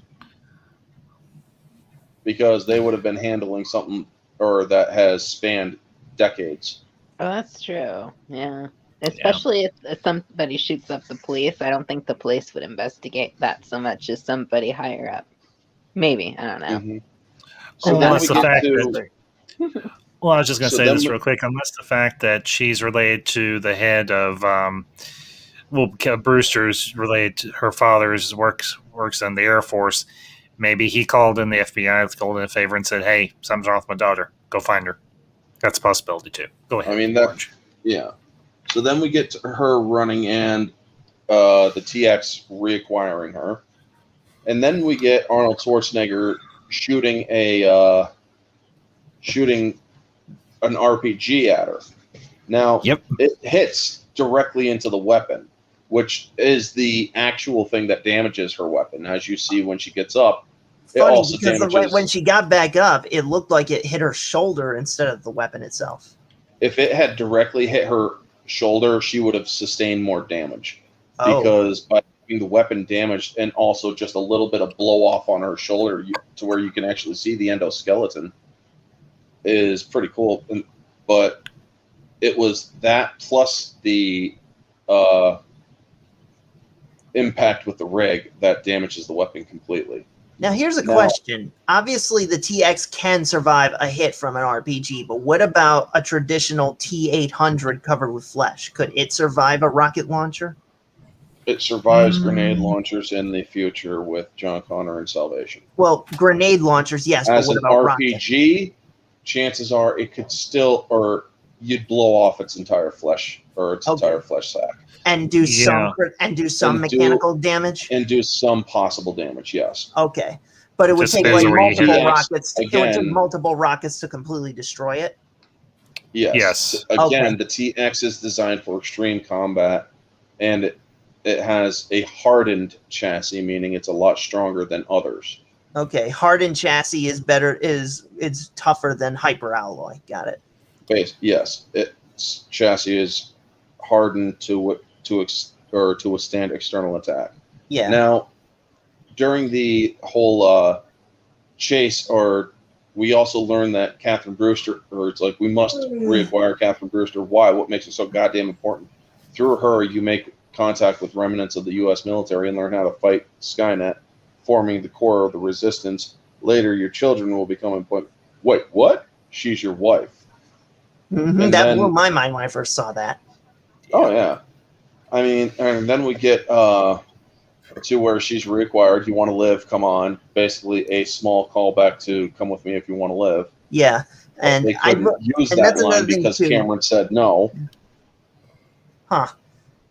But yeah, that's another thing I did like about this film was that it expanded on John Connor's role in the future, that he did have a wife. Because the first two films, I mean, they definitely did not seem to indicate at all that he got married in the future. Not at all, no. If at all. So then we get what about a pipe bomb at Blue, the lower body in T1? We'll discuss that at a different time, Saul. We got to get back to this so we can hopefully get through it, most of it with Chris and AFK still here. So we then get to the escape, and I actually do have the different weapons that are alternates for the TX. A P-31 caustic, or with caustic shells, 231 to be exact. An HDE Predator with 333B, whatever that means. Finite rapid cluster gun. A 45 millimeter Cascader. A nano disruptor, 222 millimeter. A sub-Oro neutralizer, 444 IAD, and then the IAD Chemtech, which is the flamethrower. And even then, she realizes it's slightly glitching, but it can still work. So then we get to the scene at the camp, and we learn the big reveal. There's insufficient time to stop Judgment Day because the first launch sequences are at 6:18 p.m. today. And she's like, what is he saying? Judgment Day, the end of the world, is today, 3 hours from now. And 2 hours, 53 minutes. We must continue south into Mexico to escape the primary blast zones. And he's like, we have to get to her dad. The Mojave area would suffer significant nuclear fallout. You would not survive. And so we just wait somewhere for the bombs fall. It is your destiny. Fuck my destiny. Yeah. And he's like, you cannot self-terminate. No, I could do whatever the hell I want. I'm a human being. I'm not some goddamn robot. And you actually see the T-800 straighten up a little. Cybernetic organism. Yeah, but here's the thing. Dude, he really is a robot. The whole cybernetic organism thing and all that is just yeah.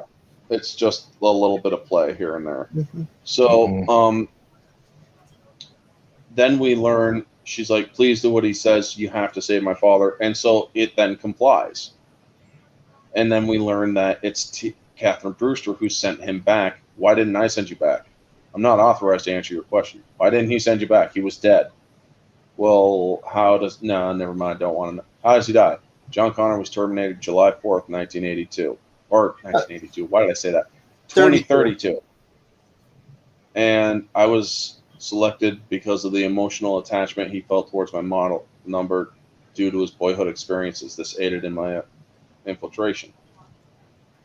What are you saying? I killed you.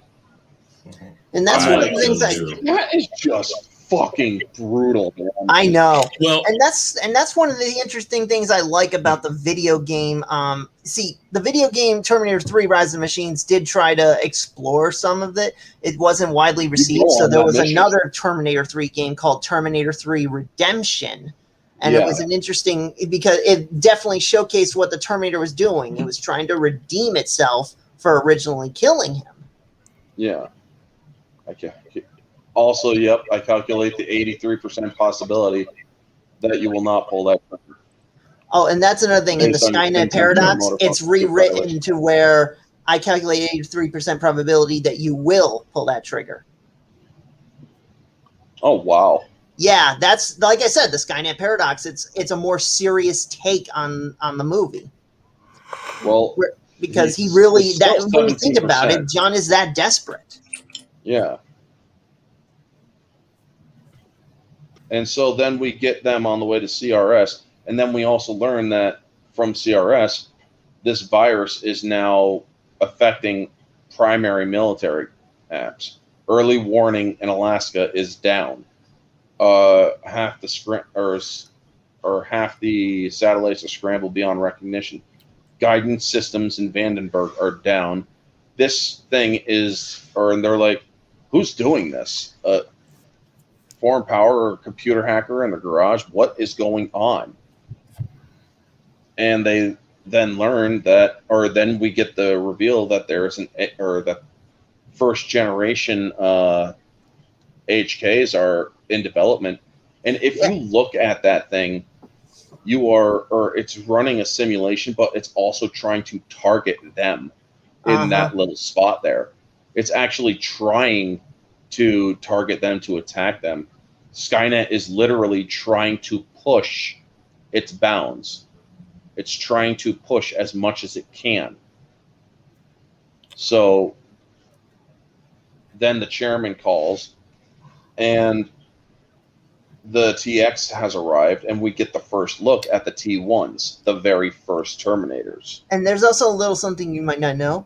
In that shot where the HK is like hovering around, if you look at the widescreen edition of that movie, if off to the right when it's like turning around away from where the screen comes up. Yeah. No. Yeah. No, not this. Just that when it's when the plane is turning to face away from them. If you look on the side, like the left side of the screen, you'll notice a T-900 endoskeleton.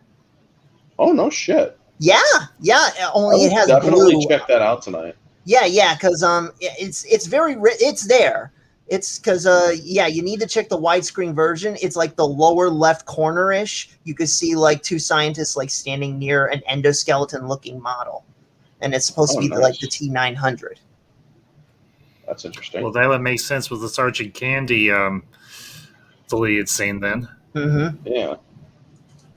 So then we get the TXs, or all it does is start triggering, or it uses its nanotechnological transjectors. Sorry, that's okay. NTJs, I'll call it, and starts cooking into the T1s. But basically, it really didn't need to, because I think here's what I think. They're just about ready to unleash Skynet. Yeah, but here's what I think. I think if you do remember in Terminator 2 when John and the T-800 were speeding toward Miles Dyson's house to stop Sarah from trying to kill him, the T-800 said the T-1000 has the same files as I do. It knows what I know. It may anticipate this move.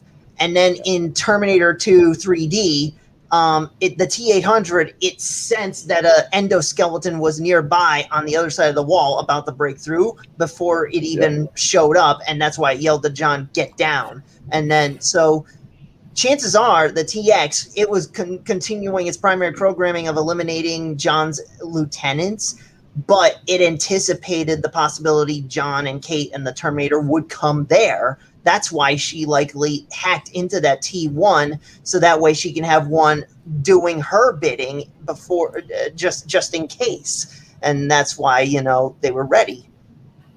Yeah. And so we then get to hold on. The Skynet's activation. When he's talking with the chairman, he's like, I need to make myself very clear. If we upload now or uplink now, Skynet's going to be in control of your military. And you'll be in control of Skynet, right? He should never have said that as correct, sir. But unfortunately, the chairman does happen to basically be the Secretary of Defense. They just can't really say that. So he's like, then do it. And if this works, you'll get all the funding you ever need. And it's like, okay, dude, that should have been all you needed to know to not do this because of corporate greed. Yeah. So then I love how when he's like, shall I? No. For a heartbeat of a second, you think that Brewster is actually going to refuse to do it. Yeah, to do it. But then he's like, this is my job now. And then he clicks the damn thing and it's like, oh, fuck. Yeah. So Skynet Defense Systems now initiated. Please basically turn over all your systems to your supervisors. Basically, it's already saying you guys are no longer necessary. I am taking over. And then Skynet Defense System now activate. Boom. Then the virus comes up. Communications error, all this shit. And it's like, what is going on? Then we get Kate showing up. And it's like, where are the rest? Uh-huh. Because you might think that was her. But then she starts getting shot and is like, oh, shit, you know? Now, one of the things I did not like was when the TX sat up. It's like when you're told to get away from it, and also the Terminator just throws away its weapon and already has the other one. Why isn't it freaking shooting as it's leaning up to shoot at Brewster? Maybe because it used all the ammo in the clip. No, it had already grabbed the other weapon to shoot. Oh. So the way that I see it is like Brewster's probably not needed. Wow. So it's acceptable to have him terminated. Yeah. But anyway. But I did like I know it's still in the same general point of this in the story, but I did like that line he said just as he was being terminated, how he opened Pandora's box, because like you said, it looked like he was actually going to refuse, and then he presses the button, and so yeah, he effectively did just that. He opened Pandora's box. Yep. And so I love how he's like, the virus is in fact Skynet. Skynet is the virus. Mm-hmm. Because the T-800 actually does reveal that. Skynet is assuming control over global communications in preparation for its attack. Meaning, that tells you Skynet is already self-aware. So then he explains that Skynet has become self-aware. In 1 hour, it'll initiate a massive nuclear attack on its enemy. What enemy? Us, humans. Now, they get up to, or the T-1s are then unleashed and start blasting the shit out of people. And I like the T1 versus a T-800 and how it is radically ineffective against the T-800, which basically shows you just how much more superior the 800 model is. But now the question is who's more powerful between the TX and the T-1000? You know, he should have just kited her because he clearly couldn't tank her.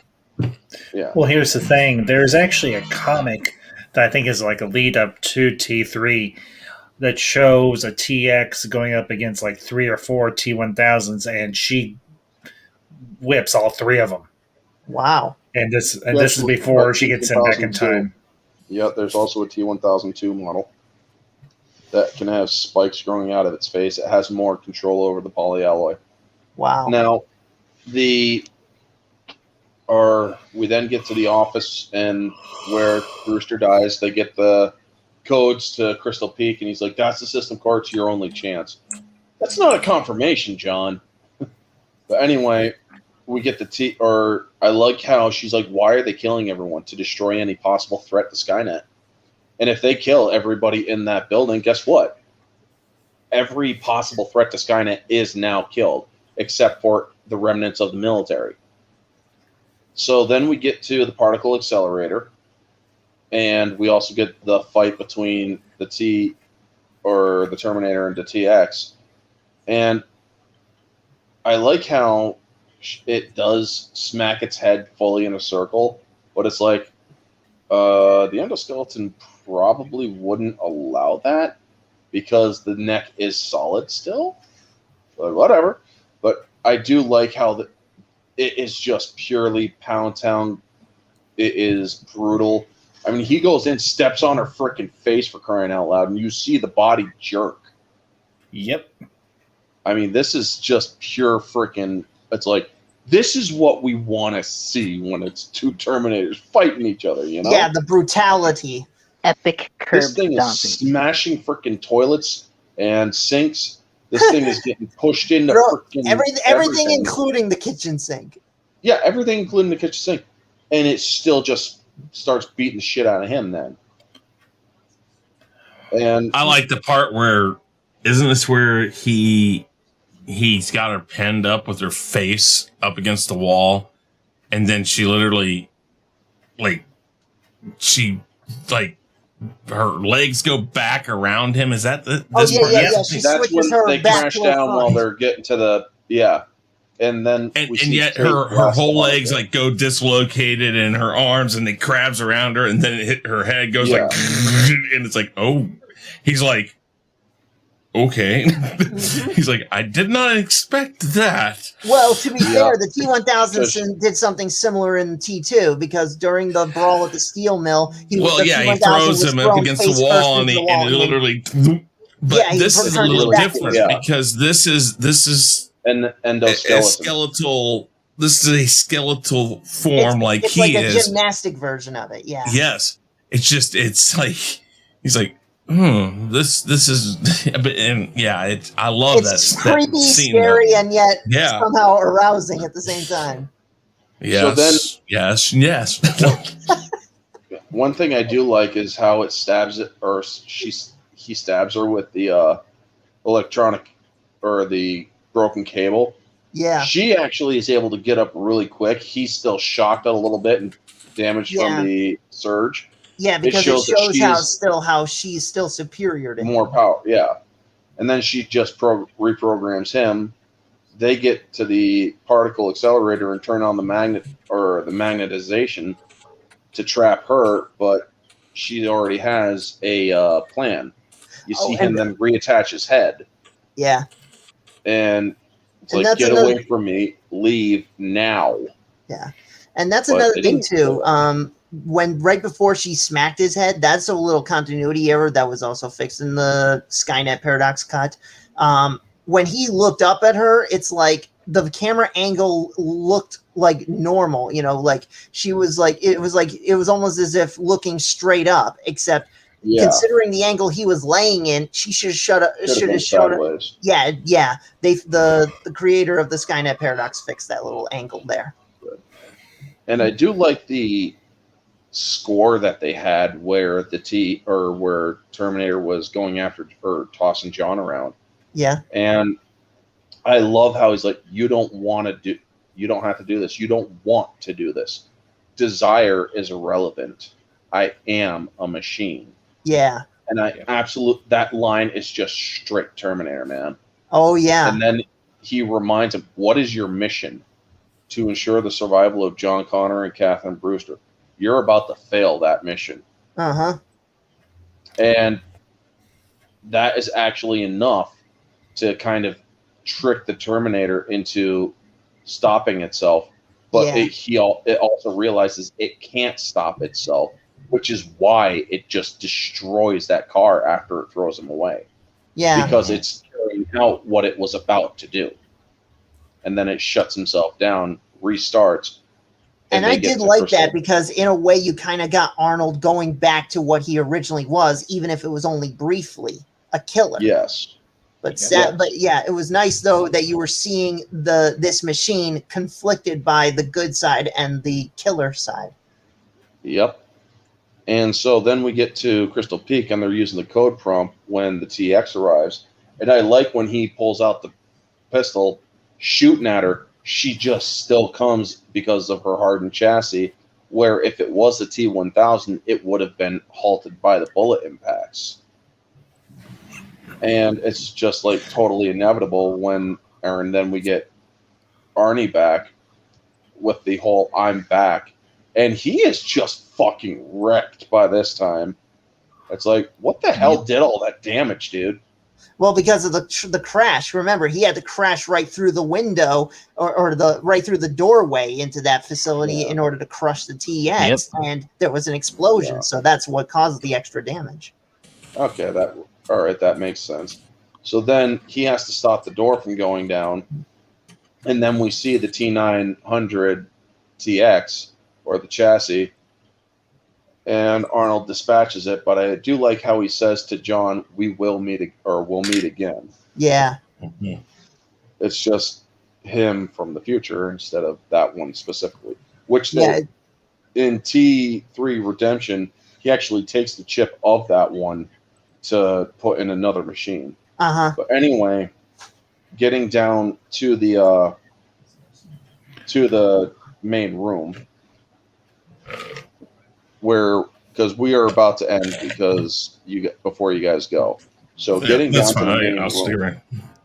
Yep.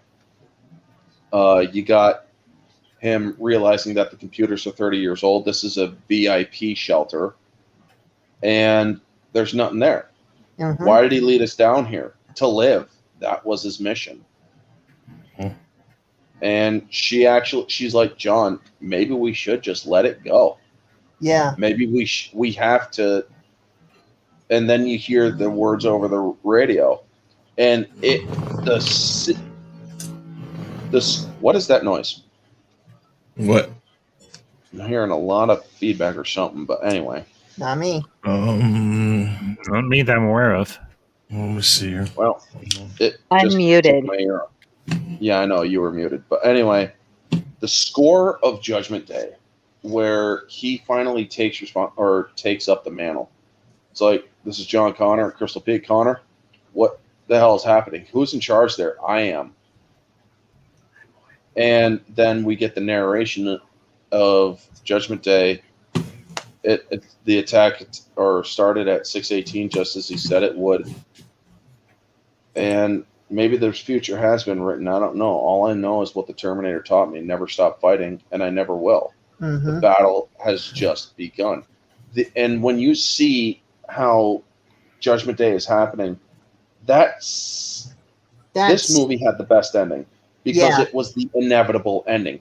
It was kind of like this. Technically, this ending made this film like the Empire Strikes Back of the Terminator franchise. And it's far be it an objective quality, but I get what you're saying. Yeah. But this is actually the only ending that makes sense.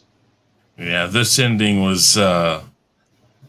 It was needed. I don't know. Yeah, I mean, I like the fact it does a lot for the franchise because why was it John Connor that was the leader of the Resistance? Well, this explains it.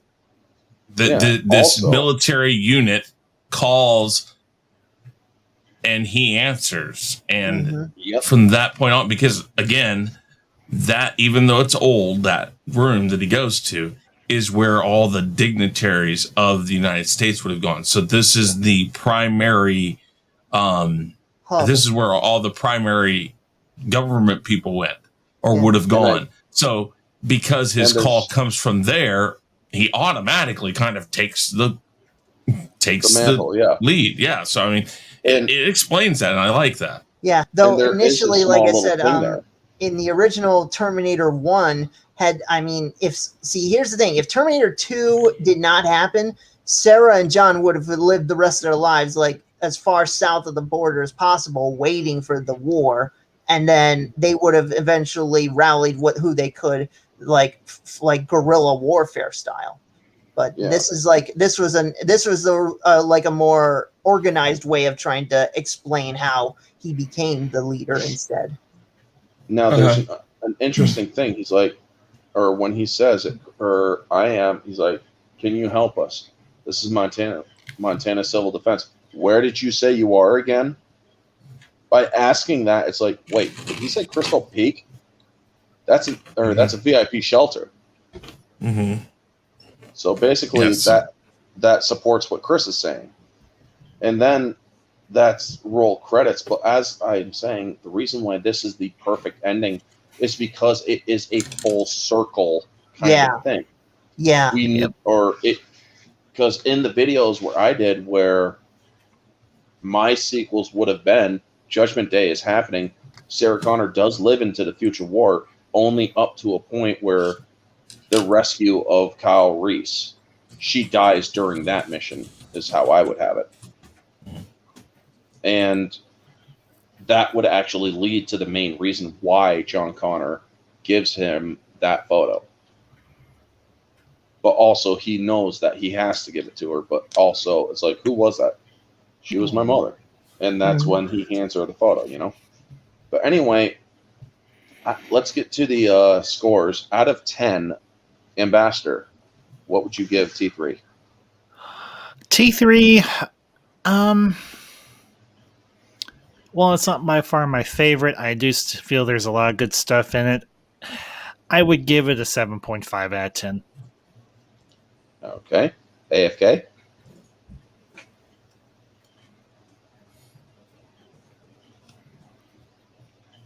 AFK. You there, bud? You're muted. Yeah. Oh. Unless she's off camera. Probably. sorry. All right. Chris. I'm here. There he is. Yeah, there he is. How would you rate T3? I don't know. I think a lot of people don't like it too much, but I personally enjoy it just as an action movie. Maybe not so much a movie that is sensical with their timeline stuff. So I would see. We lost you there. Oh, shit. We lost you completely. There we go. Wow, that's so weird. I give it a C. A C? Okay. Yeah, a C. It's passable. I'll watch it and I'll, find something entertaining with it. That's a 6, isn't it? Yeah, 6. Ish. Maybe 6.25. Yeah. Or 6 would be a D. 6.5. Or 6 actually would be an F, yeah. Well, it depends. 1 is an F. No. 2 is a D minus. The way I score them is basically 1 out of 100. 6.5 is a 65, which in school a 65 is. I got you. I got you. You give it 10% for each one. Okay. Well. Yeah. But yeah. And Chris, how would you rate it? I'd go with Ambassador 7 to 8, somewhere around that line. Not horrible. Again, the continuity errors, if that's what you want to call them, I'm not sure if that's because of that, but it doesn't take a lot for me to make this movie work. It works within itself and it works within the universe in a sense. And like you said, the ending is great because when you first watch it, you watch it now and it's like, oh yeah, boom, boom, boom, boom, boom. But the first time you watched it, you're like, holy crap. Because right up into that moment, they go down into that area. You're like, okay, it's a bunkered area. Of course, they're going to keep that computer, the main computer down there because they don't want anything getting to it. And then they get down there and it's all this old equipment. And I remember I was like, what the hell is that all about? And then it hits you. Oh my God, they're really going to do this? Mm-hmm. And they did. And it was like, yes, all right. Not often you get a movie where the main characters fail horribly. Mm-hmm. Exactly. That's why I love Rogue One. I love Rogue One for that. It's like, oh yeah, I mean, everybody should know. I mean, this. I guess it's for a different reason in this, but it's that Every prequel is a tragedy. That's what I've heard. it should be. In Because essence, yes. But technically, you this have was. to. But on one You- hand, this is supposed to be a sequel. Well, yeah. This is a sequel, but this is But this is showing the you that prequel everything to the that's war. happened. Yeah, everything that's happened in every movie, they always say there's nothing you're going to do about it. It's going to come. And so even though they delay it, this day was going to come. It's like the Oedipus storyline, not the Yeah. normal Oedipus that everybody refers to, where you like your mom, but the idea that you go out of your way to prevent it from happening, but by doing that, you actually make it happen. Ah, Yeah. that's true. Yeah, that's true. Yeah, like That's also the a thing legend with of Anakin Oedipus was Skywalker. that somebody said when he's a baby that he would end up like sleeping with his mother basically. And so they're like, nah, we can't have that. So when the baby was born, they basically shipped it off and he was adopted and he never knew his parents. So that when he grew up, he went over to the new kingdom and basically hit it off with his mom without realizing it. And she didn't know what he looked like because, She hadn't seen him just saw a baby. since he was born. Exactly. Yeah. Sorry. But yeah, it's So- kind of like that. And I like that idea. Okay. Okay, now Go as for my review of it, I will say this. Upon first viewing, I was completely blown away, and yeah, I did get some chuckles of the gags, but now in retrospect, I do understand some of them are a little, inappropriate and no pun intended. And there is some of them like are just not handled right. Like the talk to the hand, it's good. It's a good one. It's just you didn't need him to actually. On one hand, you didn't need him to actually say now to the guy's hand, but on the other hand, so to speak, it was good. It was still funny. So it's a balancing act there. Comedy is hit or miss. The story, it definitely harkens back to Terminator 1 while also trying to be Terminator 2 at the same time. So it's like a bit of an identity crisis. It's struggling to try and figure out what it wants to be. And but I will say that the ending does, like as Chris said, it is a full circle effect. The ending does kind of save the film, but I still feel like there was a chance to stop it, a chance to save things and break the circle, like Terminator 2 tried to do. Yeah. So that being said, in terms of action, I would give this 9 miniguns out of 10. In terms of story, I would give it 8 DVD discs out of 10. And in terms of sex appeal, I give this one a 7 out of 10. 7 saxophones out of 10. Okay. And overall, I rate the film a B-. As for me, the way that I see this one, looking at it objectively, and connecting it with T2, as it was intended originally, this movie is about a 7.5 because of the error or the continuity errors. Now, yes, Chris has made good points that it is a multiverse and that it could possibly things changed because of the events of T2. But still, a lot of people are not going to be thinking about that. A lot of people are going to be knowing that it was a 10-year-old instead of a 13-year-old. There are other errors too that we have gone over. Yeah, like the date of Sarah's birth and death on her grave.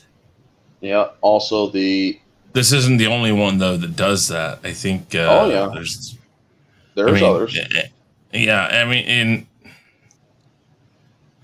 Which again, we'll go over. do you want to go down the rabbit hole of time? I mean, just because the date of her birth and date of death is different, again, a different timeline. Sarah could be a variation of age from her actual age. Her death could have been at multiple different points.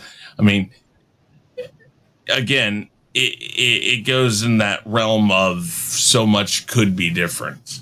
And I find it easier because, again, you have two ways of doing a time movie. You have a movie like this that ignores the fact that if you change one thing if you throw one pebble in the sea, the ripple will go for an expansive amount of time.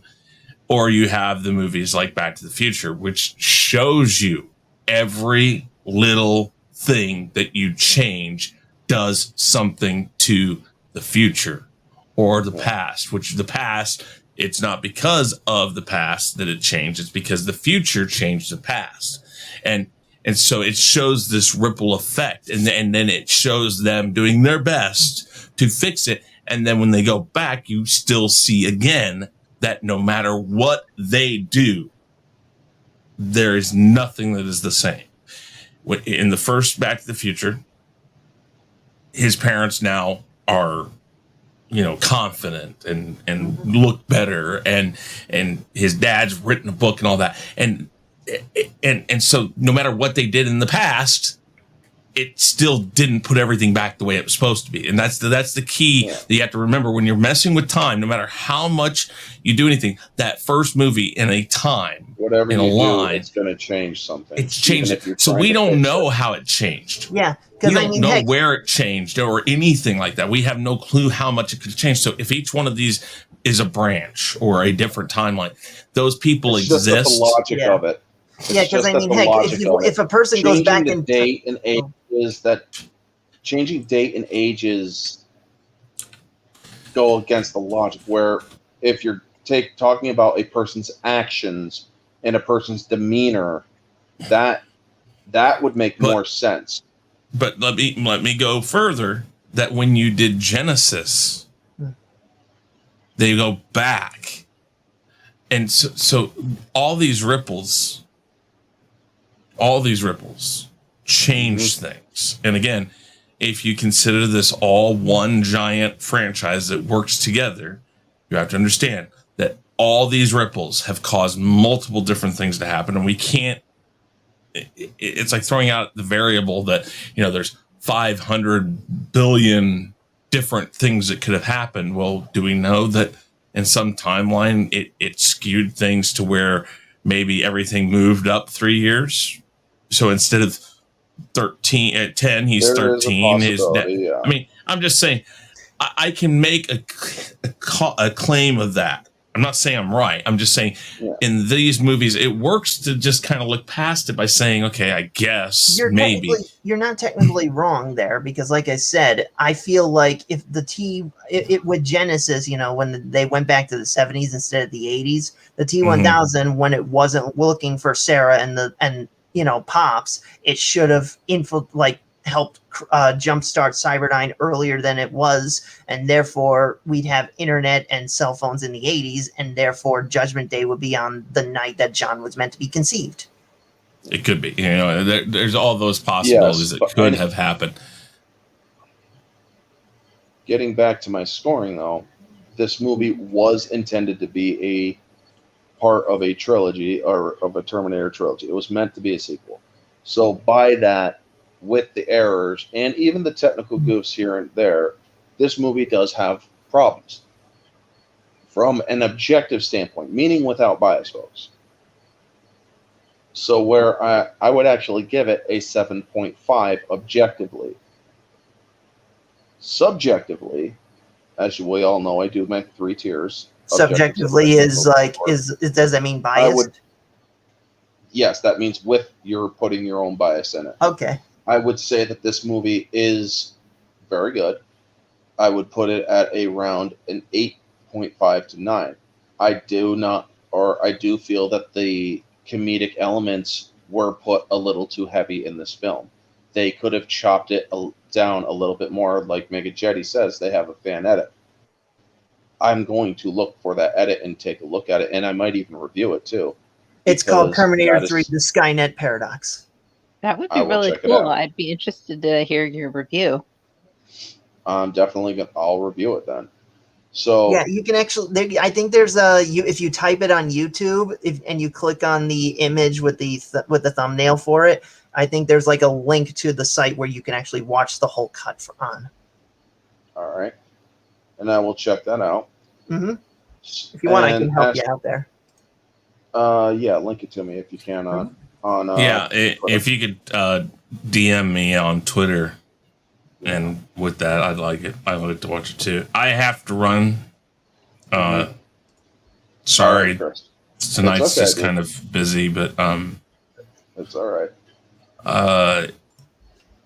All I have to say about my theory on this is it is just a theory, but in time travel movies, and again, this is why whenever somebody wants to pick apart the newer ones, I'm like, how can you do that? Because it's a time movie, and they make so very clear that things are changing constantly in this timeline.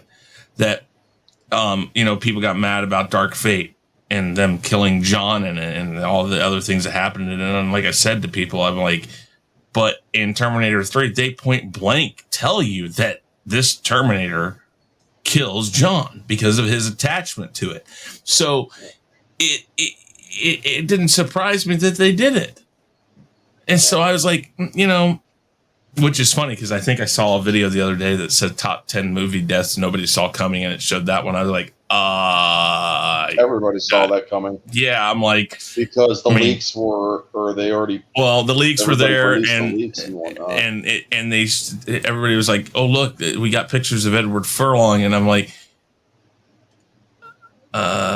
no, he's not in this. And then they showed, and I'm like, okay, I see what they're doing. So, yeah.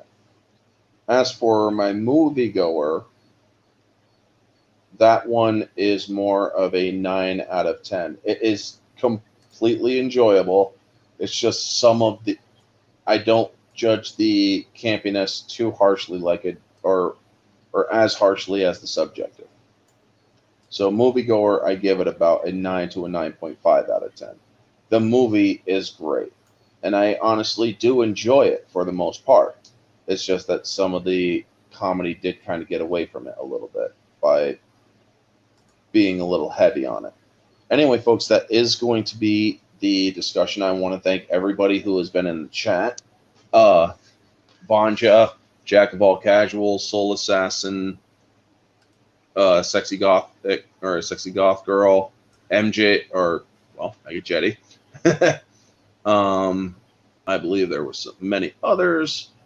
MJ 2021, Happy Dino, I think, was in here, if I remember correctly. Who else? By the way, if you also want to look into more Back to the Future time travel talk, I was part of a script reading for the original script of Back to the Future Part 2 this past week.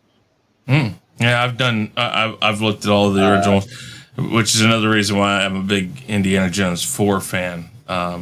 People hate that movie, but I'm like, that has the biggest nod to Back to the Future of any movie in the world. I mean, if you don't know, understand this. That is Steven Spielberg's direct nod at the beginning when he blows up Indiana Jones in a lead line refrigerator. That is a nod to Bob Gale and Robert Zemeckis, because their original idea for the time machine was going to be a refrigerator, an old 1950s refrigerator that when they went back to 1950s, they would had to create a nuclear reaction, and the only way to do that was to take them to a nuclear test site, blow it up, and that's how they were going to send them back to 1985.